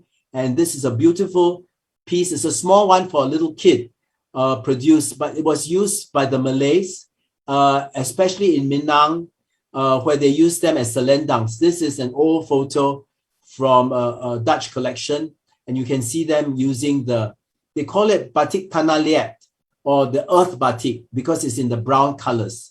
And you can see this is how they were used. These are silk baju panjangs and baju kurungs found in Koto Gadang and found in Padang, which is in West Sumatra and Minang, and they will match it with this kind of silk selendangs, and the men in Solok will wear it too. So all over Sumatra, Minangkabau. And you would ask, people will ask me, Minangkabau, is that Malay? That is Minang, no, not Malay. But you must know that in the early days, the Minangkabaus considered themselves part of the Malayu kingdom as well. And Sandra Neeson talks about the Bataks and the Minangs, right? When they are at the festivals, they will dress Minang, the ladies with the buffalo head dress and the Bataks with the ulos. But when on the weekdays, when they go to the village or the port cities to work, they will dress in baju kurung and baju Melayu. So they masuk Melayu when it's convenient, and they keluar Melayu when it's during their festival. So it's along the periphery of the Malay world. So they would, I would consider them as kain Melayu. So this is my Minang friend, and see how she's dressed in the silk, Chinese silk baju kurung with the lokchan. And this is a 19th century piece. This was her grandmother's set that she still uses today during festivals. And this is how the men in Solok will wear them. And then the next category is batik nitik. But why I call batik nitik also part of kain Melayu, even though it was produced by design for this piece. It was designed by the Dutch. This was designed by L. Metzler. There's a signature of hers. But it's for the Islamic market because you can see the moon and crescent here. And the dotting here, which is the nitik, was done in Pratyak, which is North Pekalongan, by the Arab community. So designed by the Dutch, created by the Arabs for the Malays in Palembang. This comes from Palembang, and this one you can see comes from Koto Waringin in the Mangku Bumi Palace in Pangkalambun, which is Malay as well in West Kalimantan, Central Kalimantan. Sorry, it's a Malay kingdom there, but I found it in the palace there. So it was used by Malays, but made by the Arabs and designed by the Dutch. So all these batik nitiks you see here were found in Malay communities. So they love this geometric pattern. And they were also used by Peranakans, as you can see here, as well as the Dutch. So there's an overlapping of batik knitting. And they would use, how were they used by the Malays? They would use it with a kebaya labu, and they would match and mismatch colors like blue and red, direct juxtaposition. And then another type is batik Prada, used by Peranakans as well as by the Malays, especially the Malays in Kalimantan. As you can see here, it comes from an early tradition. The Malays of Sumatra would import the Coromandel Coast sambagis, and they will add the gold later, and they only put the gold where it's displayed. This part where it's rolled up and wrapped around the back has no gold, because when you sit down, the gold will rub off. So the gold would only be in the front. And this is a beautiful kain batik, and they will use it with a white kebaya here with the Prada. This is cucumbers with flowering cucumbers, almost like the flowering zucchini. This is a detail from the border here. So this is a wedding in Banjarmasin. Sorry, somebody blocked out the faces here. But according to the way of dress, it's a Kalimantan style dress, and they were dressed with batik Prada. So this is a Malay couple in Banjarmasin. And this is how it looks. Usually they like the orange-green color. So just now we saw the blue color and the red color they like, the Malays like, and the ungu they like. And this is another color that they like, the orange color. And here is the blue. The whole set is from Palembang. It's probably for a wedding, and the blue probably worn by the bride's mother. The bride will wear completely red. Okay, so this is kain Melayu done in probably in Indonesia, Java, for the Sumatran Malay market. So this is Prada. Prada is like telepok in Malay Peninsula, where gold leaf is adhered on by hand to the silk. And this is a newer piece. This was how it was matched, probably in the 60s. And in Java, this is a different way. They don't have dress in baju kurung, but they dress in kemben and dodot for the wedding. So it's a different style of using Prada. So you can see here, this is the kain Prada that they use, but different style from the kain Prada Melayu. Then the Batawi style, where you can see it's very colorful. And the style has the pucat robong at the bottom, as you can see in this elephant and coconut trees here. The Batawi style, you can see the pucat robong at the bottom. And here, this is the Batawi style, but found in Negri Sembilan, from a Malay family in Negri Sembilan. And here is another style, Batawi, where they do batik and hand painting. And there's also some Prada on top. This is all Batawi style, hand painted and batik mixed together. When I say hand painted, it's cholet, means that they don't paint wax on it, they paint directly colors on it. And these three, I do not know. Someone told me it could be Batawi, but it's stencil batik. I'm not sure where it's from, but I found it in Palembang. And then batik kotak, which is not actually batik, is Japanese silk screen print. that was popular in Pontianak and in the Malay communities in Terengganu, Kelantan, all over the Malay Peninsula, in fact, and also in Palembang and Jambi. So how do I know it's for the Malay market? It's because even though there are Japanese characters in it to state that it's made in Japan, they use Malay fruits that Malay likes, like the pulasan, okay, which is a very rare fruit nowadays. And they use Malay symbols like the ipengs. Ipengs are actually the English or Victorian standing chandeliers. Actually, a vase is a Canberra glass here, and they will put flowers in it. And it was popular with the Peranakans and the Malays. So in the Japanese sarongs here, you can see the ipengs depicted. You can see the ipengs here and how the Malays would use it for the weddings. There are 3 here, 1, 2, 3. Can you see the ipengs? This is a rare photograph from the photograph collection of Park Rossman in Singapore. And I'm so excited when I saw this because usually you see them in Peranakan homes rather than in Malay homes, but it was a home furnishing that was very popular among the Malays. And then you can see them used as sarongs, but I think they seldom use it as sarongs because most of these batik kotaks or silk screen printed imitation batiks, I would call them more than batiks, was done in habotai silk. So when you sit, it's easy to tear. So I think they were used as shawls or kalubungs like this, more than sarongs, okay? And you can see in the old prints, this is very similar to this, how they were used as kalubungs. You see the big flowers that they will copy the English.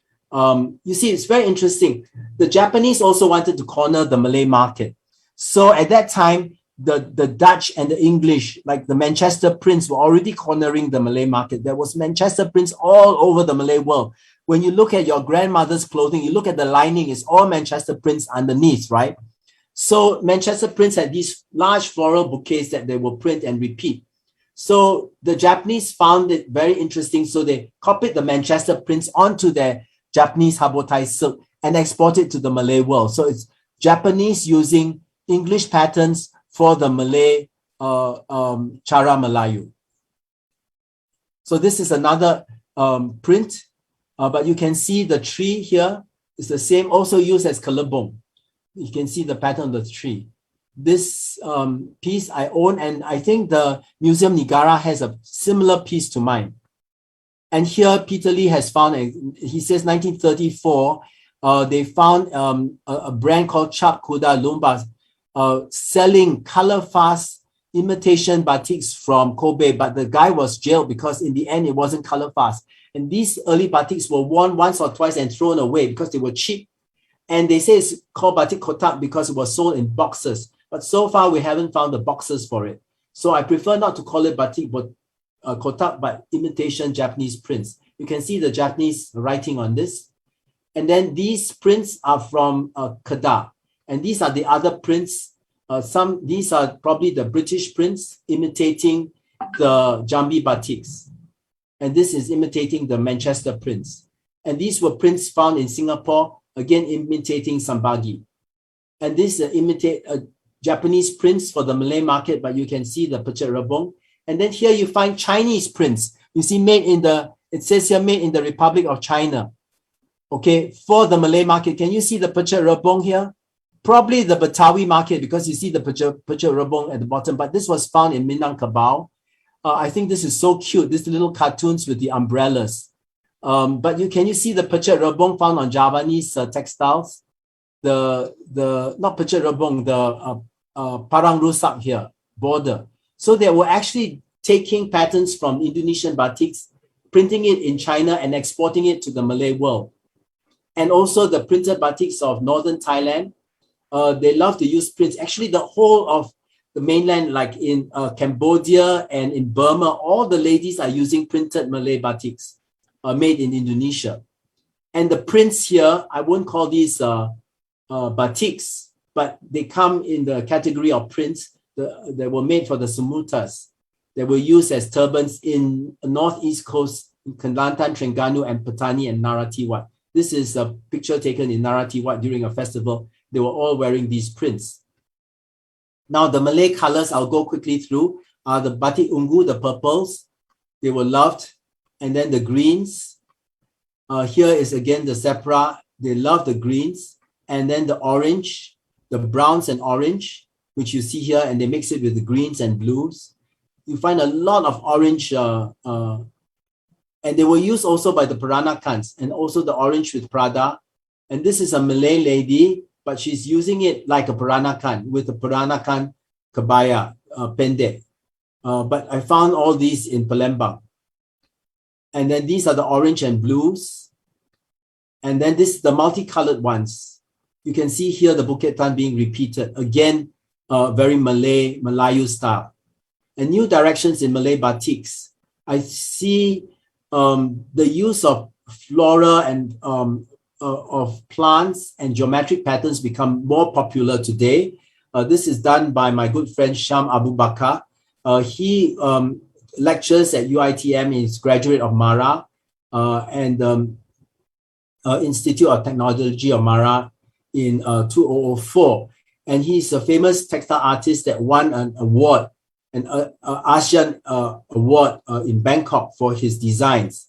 And I love his geometric designs because they're so easy to use, especially for men's shirts. They create lovely patterns like this. He's very varied. This is a takeoff, I think, looks like a takeoff of the Mega Mandun, but in his own style. It's a Chinese pattern, but loved by the Malays. And this is the tumbal pattern, but in cloud form. Then you have those very Sarawakian Malay batiks using Iban patterns. And then you have Rus Gahara. He takes his patterns from wood carvings that depict the ketam guri leaf that was very popularly used in the for cuisine in Kelantan. And I love this classic pattern of his. It's almost his trademark. I have a few shirts of his, and he's very popular. He was featured in a fashion show in Paris, and this is one of his latest sarongs. I love the beautiful colors involved. Kelantan batiks tend to be extremely colorful. It's like their cuisine, very colorful. And if you go to Kelantan, many of the houses, in fact, are painted with many colors. And Rus Kahara even makes his own batik chops. And then Fern. Okay, this is another challenge I have. A lot of these batik artists are Malays and they produce for the Malay batik, Malay customers, but because their style is so international, other people also buy it from around the world. Now, Fern is Malaysian, but she's not Malay. She's Malaysian Chinese. She started, in 2015, her company, and it took off really well. And she based her designs on Malay patterns of plants. And this is the down pakis, one of the patterns that she designs. But it's used a lot by the Chinese and by the Europeans. So could this be considered batik Melayu, even though it comes from Malaysia, but not, it's for the international market, okay? And using Malay patterns. And then we have our Raja Permaisuri Agong, my good friend. Here she has a new technique. She went to Portobello in London, and she went to the antique shops and bought these old Indian block prints. And then she uses them, the Indian block prints, not with wax directly, with color like in the old days, and then uses wax for some of the patterns, and then uses hand drawing to make her own design. And she would distribute it through her company called Cik Mina Sayang. And here are some of her beautiful patterns. I think she's very creative. So this is made by a Malay queen and for her Malay friends and her Malay company in Malaya, but many people who buy it, it's for an international market. So are these considered Malay batiks? That's my challenge. Okay, so this is my Malay friend Rosna, Datin Rosna. She's wearing a beautiful batik created by Raja Permaisuri. She bought it at Cik Mina Sayang, and the queen designed this baju kurung, and she purchased it. And this is one of her batiks that she did. So this is batik Melayu that is contemporary today, but I think the scope becomes broader when you come to the international market, when you incorporate the international market. So this is Rosna again, with pink jambu designed by Tunku Marina. She does beautiful clutch bags, and she paints her own and designs her own batiks. Very simple. She concentrates more on the fabric, which is a imported French silk twill. Very slick silk and it's heavy, so it hangs on the body very well. And this is her design, Pink Jambu, which started early from 1992 and is still doing really well. And then in Indonesia, the Malays would produce batiks like this. You still have batik calligraphy. Can you see the calligraphic batik basurat? You can see the basurat in here. And then you have this wonderful red color. Now they use chemical dyes. In the old days, they would use anato and sampan wood, as opposed to Indonesian batiks where they use mengkudu. But nowadays, it's very hard to dye red on cotton without the secret recipe of the modern. So they use chemical dyes. But the colors are very nice. And the modern Rumah Batik Asmia from Jambi, she is the 4th generation. Dita is doing all the designs on employing new designers to create. You see the new batik Basidang and how they made it into baju panjangs with this design. This is Dita's concept. She is helping her mother Azima, who was a student of Ashma, who was a student of Naizab. Now, the batik Jambi was produced from the early days in the 19th century to the time of the Japanese War. The Dutch found out about it in the 1920s. But after the Japanese War, no one was producing batik Jambi until Zainab took it up. She remembered as a young girl before the war, she was doing batik. So in 1945, she started the business again and she taught Asma, who was one of her most diligent students. And Asma taught her daughter Azima and Azima taught her daughter Dita. So I visited the family and bought quite a few. So I distributed these batiks to my Singapore friends. This is Eunice Chua wearing a baju kurung made of batik Jambi. And this is Winfred, my friend. He made it into a beautiful shirt, okay, of batik Jambi. So other places are the Riau kingdoms, the old Riau kingdom, Riau Darat and Riau Laut, the islands of Riau, such as Belitung and Bangka. These places produce very colorful batiks. And the famous Daun Simpo is their symbol. Like the Daun, the Daun Keladi is the symbol of Pahang and Terengganu. The different Dawans become symbols in the batik. And here is batik Siak from Pekanbaru. So these are all the old Malay kingdoms that still produce batik. And this is batik Gonggong from Tanjung Pinang. From Singapore, you take a 2-hour trip down to the south of Bintang. Usually the tourists go on the resorts are in the north of Bintang, but the south is the Malay kingdom, where you go to Penyanyat, where the palace is. But you can see Gonggong is the shellfish that they eat. It's a popular dish there. So all the batiks would have this batik Gonggong pattern on it. You see the symbol of Tanjung Pinang is the Gonggong. So you can see all the Gonggongs here. And then batiks, Malay batiks for Malay home furnishings. I think for the general flora and fauna pattern, it could be for any market, not just the Malay market. But for prayer mats such as this, is probably for the Malay market. I mean, any Islamic person who is following Islam could purchase it, but this was done by Malay, by Fatima Chik, and belongs to Raja Fuzia's collection, a beautiful piece, a batik tulis on silk. And then you have, now we come to art. So this is another challenge I have. When you do batik art and you elevate it to such a high level, anyone in the world can purchase it.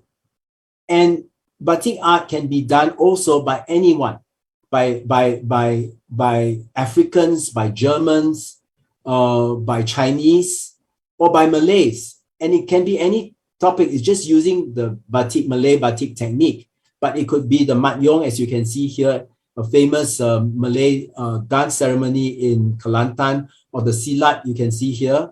This is, or you can see here, a Malay kampong gathering, and you can see them wearing the bajus. This is done, by Khalil Ibrahim in the 70s, and this one is done by Ismail Mat Hussein. And all these are done by Malays, but then when you come to batiks with Malay themes, but done by the Chinese. Are these Malay batiks? I think there's a challenge. I don't think I can call it Malay batiks, but batik art with Malay themes. Okay, and then you have Sarkasi Said, who in Singapore is considered Malay, but actually he's Javanese. So is he doing Javanese batik? We can't tell because it's contemporary modern art. So this is another challenge. This type of batik is called batik art, but is it Malay batik art? Okay.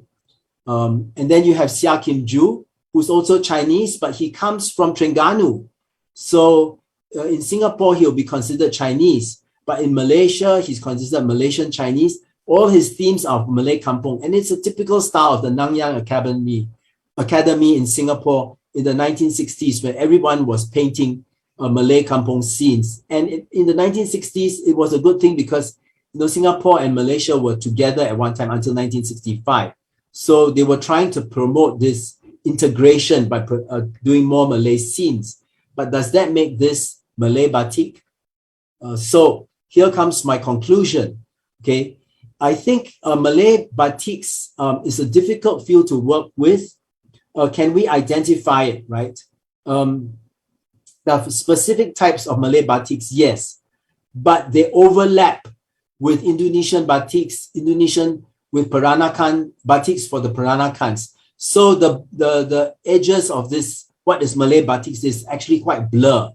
You cannot say it's definitely Malay batiks, except for some like batik basurek. But again, batik basureks are used by Indonesians as well. Okay, and then for fashion and for what is cara Melayu? Okay, Malay batiks according to Malay taste. You cannot say that batiks with a specific pattern is Malay batik, because after a few years, a different pattern is liked. So these patterns are transient. It's the taste is transient. It's the mindset that's not transient. So what is the mindset? I think Malays are very trendy. They like to go with the latest styles, and they're very adaptable, and they have a high level of hybridity. They can adopt many different styles and make it into their own, into one. So they can go to India and adopt the Indian style, but they make it into theirs. So this is Malay batik. Any Malay batik that documents contemporary events, I think is Malay batik. It doesn't have to be the rocket that we saw just now, right? So it's a concept. Malay batik expresses a Malay mindset. It's more a mindset than the actual cloth. And then this is a beginning of a deeper study. So in the end, can we have Malay batiks? I don't know. We need to do more research. Can there be a certain type of a Malay batik? Like in the end, can we call Malay people Malay? Because Malays are so integrated and so mixed, and they are actually a hybrid. The coastal Malays are a hybrid of many cultures together. So I think Malay batik is an example of what Malay people are. And that's why it's called Malay batiks. And I hope that the wide scope and range that you have been exposed to will inspire you and many generations to come to continue this tradition of producing batiks with your Malay mindset. Thank you. Thank you very much, John. Wow, such an exciting and exhilarating talk there, John. You okay? You're within time. You only took about an hour and a quarter. That's excellent. So we do have time for question and answer, and I do have a list of questions with me. And there was a remark that I heard somebody saying, why wasn't John talking in Bahasa? I'm sorry, John is not Malaysian. He was born in Chicago and studied I think primary and secondary school in Singapore, and then went back to the US to do his master's and bachelor. So I should be speaking Malay though. I've been in Malaysia 3 years. I'm 3 years, studying. Okay. 3 years, I think the sedikit level is still fine, John. Belum. Okay, all right. So maybe in a few years' time, it will be a full-blown session in Bahasa. But for now, I think we are okay with English. So thank you, John. I have the questions here. I shall start asking you the questions. The first one is from Malay Isa. Have you ever heard of found batik Kedah in your research? Yeah, I talked about batik Kedah. It's not from Kedah, it's from Terengganu. It's made in Terengganu for the Kedah market. It was very popular, and it's not batik. Okay. Not So batik, it's wood it's not block from print. Kedah. It's not from Kedah. It's not batik. So Yeah. I suppose. So it's Terengganu wood block print. Okay. All right. I hope that answered the question. Yeah, because batik Malay. requires the use of wax. Right. Okay. So So all okay. the early Malay areas like Dait Lingga, Terengganu, Kelantan, they started off with woodblock prints before they went to batik. The batiks in the Malay Peninsula and in the Riau regions started only in the 1920s. All right, you mentioned wax just now. There's another question from Noliza ID. This is in Bahasa, but I've translated. Are all batiks supposed to use only wax? If other materials such as flour are used, can we still classify it as batik? Yes, because batik is actually a wax, is actually a resist technique. Like rice paste. The early Chinese batiks used rice paste. Okay. So other resists besides wax can be batik as well. All right. That's So according to me, yeah. Okay, okay. That brings me the question by Inci Abdul Halim Shari. Does the wood block print use wax resist techniques? No, they use directly colors, but you can use wax. It's not going to be clear because the wax will smudge on the wood. Whereas the metal pieces, they are thin and fine. They're not it's not so fuzzy. So initial pieces of the wood block sometimes are kind of fuzzy. You need a higher skill and technique to produce clear wood blocks with it. Yeah. And after a while, the wood blocks become blur because of overuse, especially when it's mass produced, right? So it's better to use the metal. So that's why they changed to metal and in the 1920s. There's a suggestion from Encik Muhammad Abdul Halim as well. He said we have batik with cobwebs and spiders. Now we could have batik design based on COVID-19 and its variant to remind us of the pandemic. Is that possible? Yes, I suggested this to Fern because I think the virus is so beautiful, right? Especially if you do it in psychedelic colors. The circular ball with all the spikes, right? It reminds us of a period, but we can make it happy and gay looking with all these gay colors, right? So why not, right? It's an ingenious idea. Good.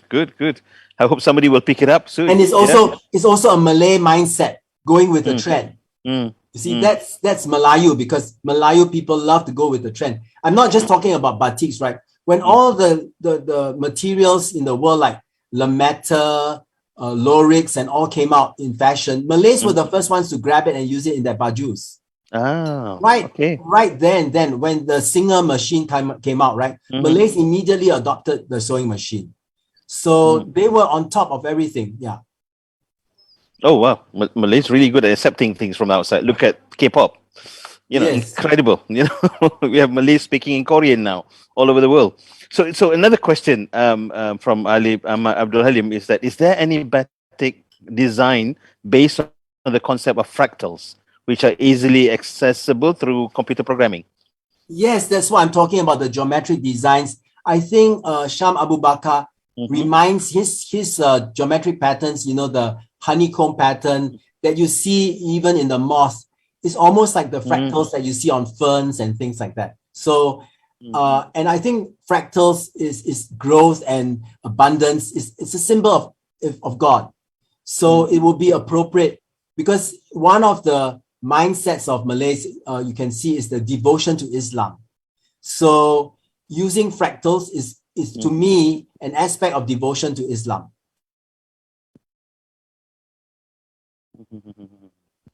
All right, now let's move on to another question from Yong Choi Kyong. He said, I was told that a good piece of batik should look similar on both sides. Is this true? Yes, even for batik chops, right? They have to make two chops. One chop must be on the reverse so that the pattern, the dye can go right through, so it's clear on both sides. So when you see a batik clear on one side and smudgy on the other side, it's only printed on one side. So when you come to batik tulis for the very fine, very halus background with all these dots, right? Isen, they call it. My God, the amount of time, some batiks take almost a year to finish, especially from Kudus. The Kudus batiks, incredible. Yeah. Wow. All right. Okay. Let's move on to Zul Muhammad. Does the Sumatran produce their own batik? Yes, in Jambi, Fiona Krallock from England, she did her PhD on Jambi batiks, and they found that they actually produce batiks, and they still produce it too. So the Riau Islands and even in Siak, right? Siak, Pekanbaru produces it. Riau in Tanjung Pinang, the batik gonggong they call it, is produced in Indonesia. Jambi, you have Asmia, Rumah Asmia, they still produce it. So these are the examples that I spoke about in my lecture, in my presentation. All right, thanks. So we have another question from another John. What are your opinions on the size decline of the Kepala Sarung? It happened all around the Malay world, from the usual 60 centimeter in the olden days. It is nowadays produced mostly within 35 to 40 centimeter. Yeah, in the old days, the Kepala was very wide, and then it became more and more narrow. I think that's a way of dating, but nowadays people, they make wide and narrow ones as well. I'm not sure why it became more narrow. I'm not sure of the reason. And some of them don't even have Kepalas nowadays. But I've seen some new ones with wide Kepalas as well. So sorry, I can't answer that question. Okay, that's fine. Maybe other people can answer that later. That's the questions that I have in the chat section. Anybody else would like to ask question now? We still have a bit of time. If you have questions, you can actually just say it out loud now. We're opening it up. Any questions, Janet? Any question? What I'm looking here, a lot of people saying thank you to you and apologizing for leaving a bit earlier, and Hi, all Donna. those good words about excellent sharing. Thank you very much, and things like that. Well done, John. I mean, a lot of people enjoyed this, and there's one from Said in Roakla. Thank you, John, for providing so many great insights into batik. From your observation, what are the main differences between Malay and Indonesian batik? That's a good question. So I showed the wayang kulit, right? There's specific patterns like the chip toning that the Malays do not use. It's used by the Javanese, especially with men above 60. So that's a specific Javanese wayang kulit pattern. Okay. There is there are some that both use on both sides, like batik nitik. They're used in Palembang and they're used in Java. But there are others such as the batik sisihan. I only found it in Batang. Whenever you see the two ends with the different Perchet Rebung colors, usually it's for the Sumatran market more than the Javanese market. And I don't see certain imports like the Chinese, the made in Republic China batiks, right? I don't see them in Java. They're mostly for the Sumatran market. And the batik Lokchan is only found in Bali and Minang most of the time. Bali and Minang, the in Rembang and Joanna, if you go now, you don't even see them. They're only made for export. So mostly export to the Balinese and Malay market. So that's another difference. And then, so I can go on. There's a list. When you look carefully, there's a whole list to show there's difference, and then there's overlap. Right. I hope, Dr. Saib, that answered your question. Dr. Rohimi. Oh, right. We have a question. Yes. Yes, Can I ask a question? Yeah, sure. How are you doing, Rohimi? I'm fine, thank you. How are you? Good. Yeah. Good. John. Yes. How do you see the impact of batik, development and growth in Malaysia because of the COVID-19, and how do you see it? Whether there is a difference between what happened in Malaysia now with the batik growth and development because of the COVID, and also in Indonesia, because the fact that Indonesian have been wearing batik almost every day, not specifically for any specific occasion, but in Malaysia seems to be be stylish, when you wear batik, especially for specific occasion. Yes, we'd like to hear your response. Thank you. Well, the batik industry is having a hard time because of cheap imitation machine printed cloths that imitate batik. A batik block print in Java, for example, costs $5 to $8. Let's say the most is $10 for hand block print. So that's 40 ringgit for a sarong, right? The prints would cost like 5 ringgit. Okay. So for the mass people, they just want something, they don't see the difference in quality, they buy the prints. But somehow in Indonesia, people understand the quality of batiks. When you wear a print, people kind of, tak bisa, they look down on you when you wear a print. But this kind of standardization hasn't come about in Malaysia. Because the tradition of batik in Indonesia started from the 15th century, whereas our batik tradition started from 1920s. So what do you expect, right? The standardization, the high level standards for batik is not that high in Malaysia as it is in Indonesia. So for young Malaysian batik artists who want to make genuine batik tulis like Fern and Rus Kahara, and their batiks, cost between 500 to 2,000 ringgit a piece, they are having a hard time. And then during the pandemic, they are having a hard time, but I've talked to most of them. It's wonderful because during the pandemic, they've gone back more to their roots. Like Rus stays more time in Kelantan, and they search more for their source for their designs. There's more time to work on creativity. So that's one good aspect on it. But that's if you can manage to hold on to your business and to your livelihood. Indonesia, there are so many batik makers, right, that they have a hard time as well. Not that their batiks don't sell, but they have a hard time because the market has kind of dwindled a little bit because nobody goes out as much. People, don't go to celebrate. So, what I suggest to bring up the batik business is hold tea parties on Zoom.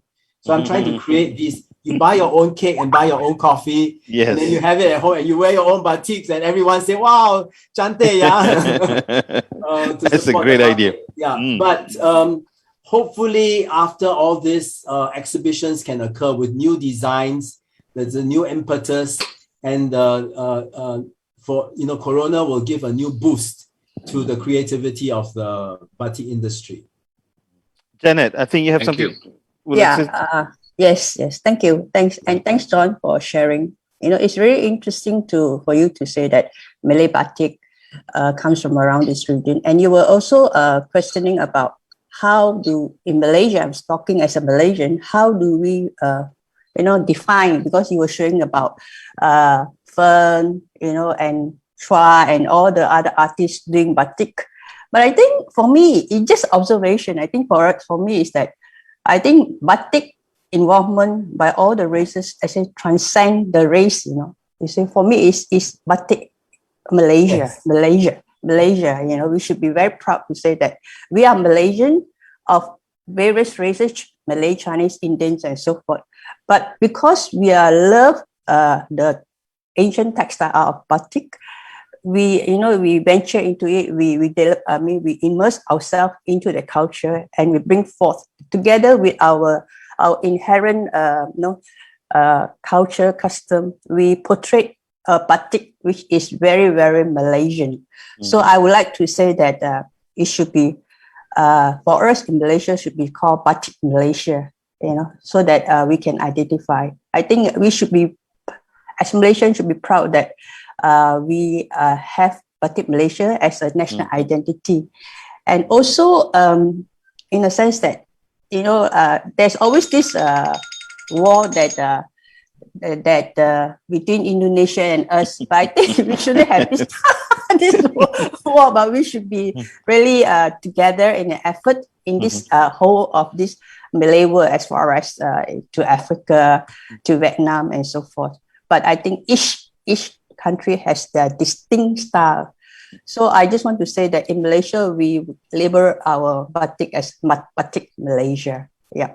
Thanks, John. So that's the challenge. So I'm saying, probably Malaysian batik cannot be called Malay batik. Yep. And I'm wondering if Indonesian batik, because also it's made by different races in Indonesia, right? It's Indonesian batik by many races. So it's not Javanese batik in that sense. So it's just like the paintings. I was sharing about the paintings because I'm sharing the problem that you have.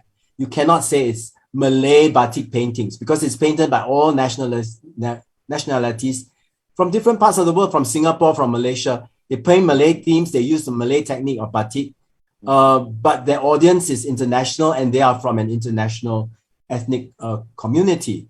So for paintings and eventually batiks of today, I don't think you can coin or limit it to this. You can't encapsulate it into Malay batik. I think Malaysian batik or batik of Malaysia is better. Thank you, Janet. Yeah. All right. I think Janet also mentioned that Mariam of Cotton and Sego has done a piece of sarung depicting COVID and social distancing. That's interesting. All right. Thank you. Do we have any other question? If you don't, I have another one here from Atira. She's asking, I wonder what is John's opinion on batik printed that are widely sold as batik Terengganu. It is only printed and it didn't even use any wax. I don't buy them. I don't support that. I only buy the wax ones. The one I'm wearing is a Terengganu batik given to me by Puan Fatima. Thank you, Puan. I see you're there. But I only wear, and I try to wear Malaysian batik. Occasionally I wear Indonesian, but I don't understand why many Indonesian men wear, Malaysian men wear Indonesian batiks. Of course, Indonesian batiks are wonderful, like Iwan Tirta, batiks are fantastic. But there are many wonderful Malay batiks that has its own charm, its own character, and its own history. So I think Malaysians should be proud of promoting Malaysian batiks. There's nothing wrong with Indonesian batiks, but I have both. So, as long as they are good, why not? It's like food, right? Why limit to yourself to just Malay food if Italian food is just as healthy and delicious in Chinese food? So go ahead, right? Yeah, true. I've got a question from Noor Ain Nasir. How about the material used in batik? Does the material define the batik too? For instance, in recent years, many Malay women prefer to wear batik lukis on crepe material, i.e. batik crepe. What's your view on that? No, because I think that goes with the mindset, the following of the trends. It keeps changing.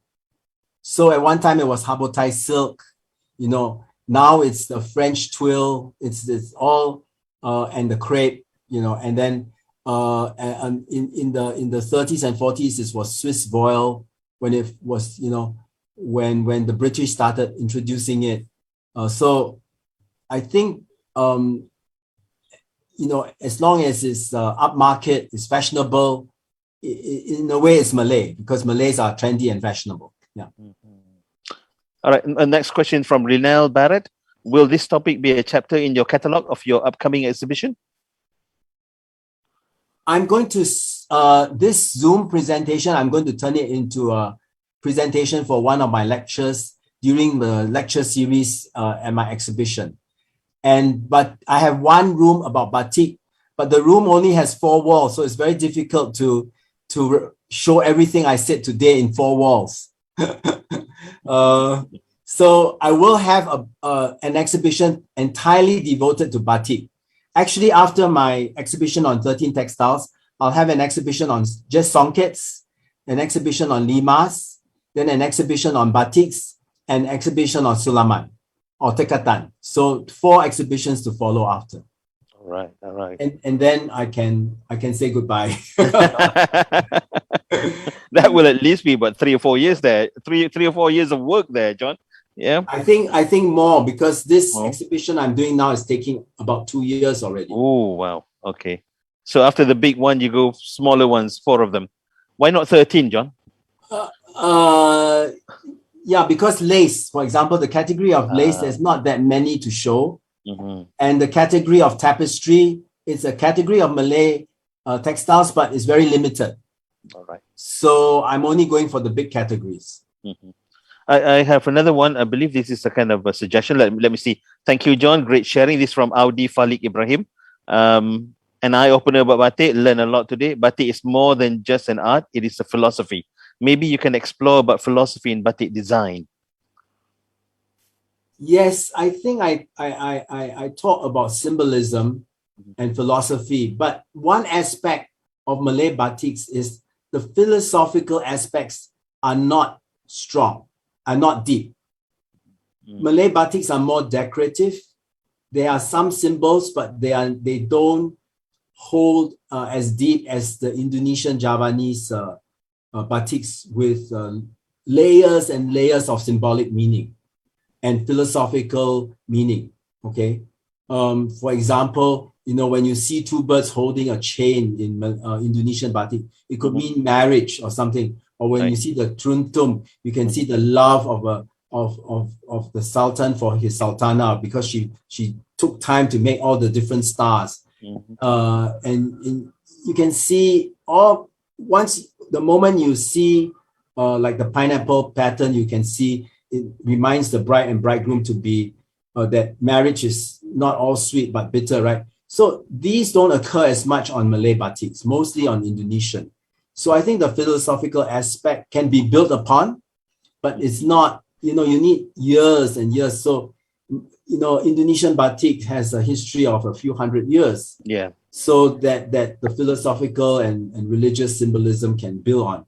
Whereas Malay batiks are not there yet. Fair comment there. Sure. They had the head start. So obviously it'll take some more years for you to actually for them to go deeper, I suppose. Yeah. I've got another question. This is going back to the root of the word itself, from Bukriman, my good friend. How does the word batik, where does the word batik come from, derive from? Batik itself. I read about it somewhere. It's something to do with like tick, the word tick. Sorry, I know it's something to do with dotting, but I like knitting, right? But I can't tell you for sure. So all right. Sorry. All right. Okay. All right. Maybe we can ask people who are in the museum to tell us about it. Tick, someone says it's dotting, right? Tick, yeah. Tick. Yeah. So it comes from that root word. Okay. All right. Thank you. I think Encik Ramini, if you want further details, we can look at the Sastrawan Negara. Dr. Zainon, he also have written some one of the journals about the batik and the asal-usul batik and all of that. Origin of the word batik itself. Yeah. We can surf in the internet then. Okay. All right. Anybody else has any question? We still have a few minutes if we want to have questions. We have somebody here mentioning batik berasal dari titik, coming from the word titik, the one you mentioned just now, John. Yeah. Titik. So, but we don't know where the bar comes from. Maybe a repetition of tick before this called bar. I don't know. All right, titik. Okay, so yeah, if you don't have any more questions, I'm just going to leave it for another few seconds. Anybody else would like to put up their hand and ask a question?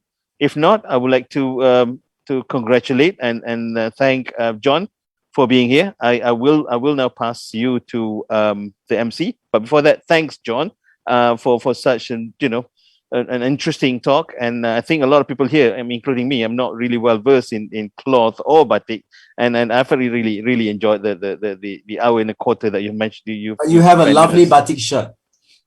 Thank you. I've lost a bit of weight, so I managed to wear this like 10-15 years ago. Very nice, the colors. Thank you.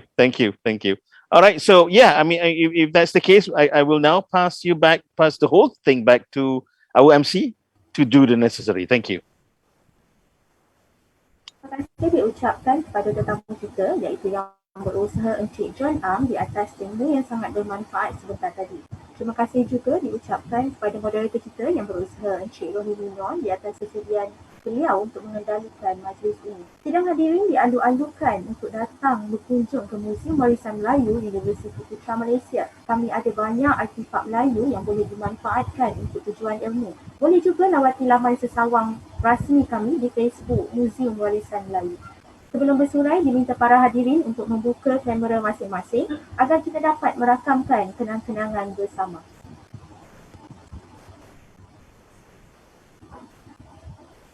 Dalam kiraan 3. Okay, smile everyone. We're going to take picture together. Smile everyone.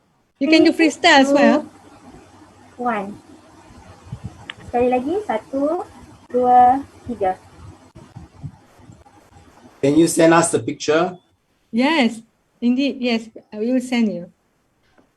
Oleh itu, berakhirlah sudah webinar Bicara Ilmu kita pada hari ini. Kita akhiri dengan tasbih kafarah dan surah Al-Asr.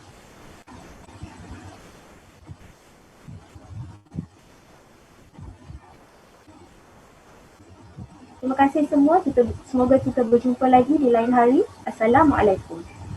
Thanks, John. Thank you, everyone. Thank you. Visit our Facebook. Thank you very much. Hello, Raja Paul Fuzia. Thank you for so letting me. much. Bye-bye. Thank you so much. Thank you, John from Abby.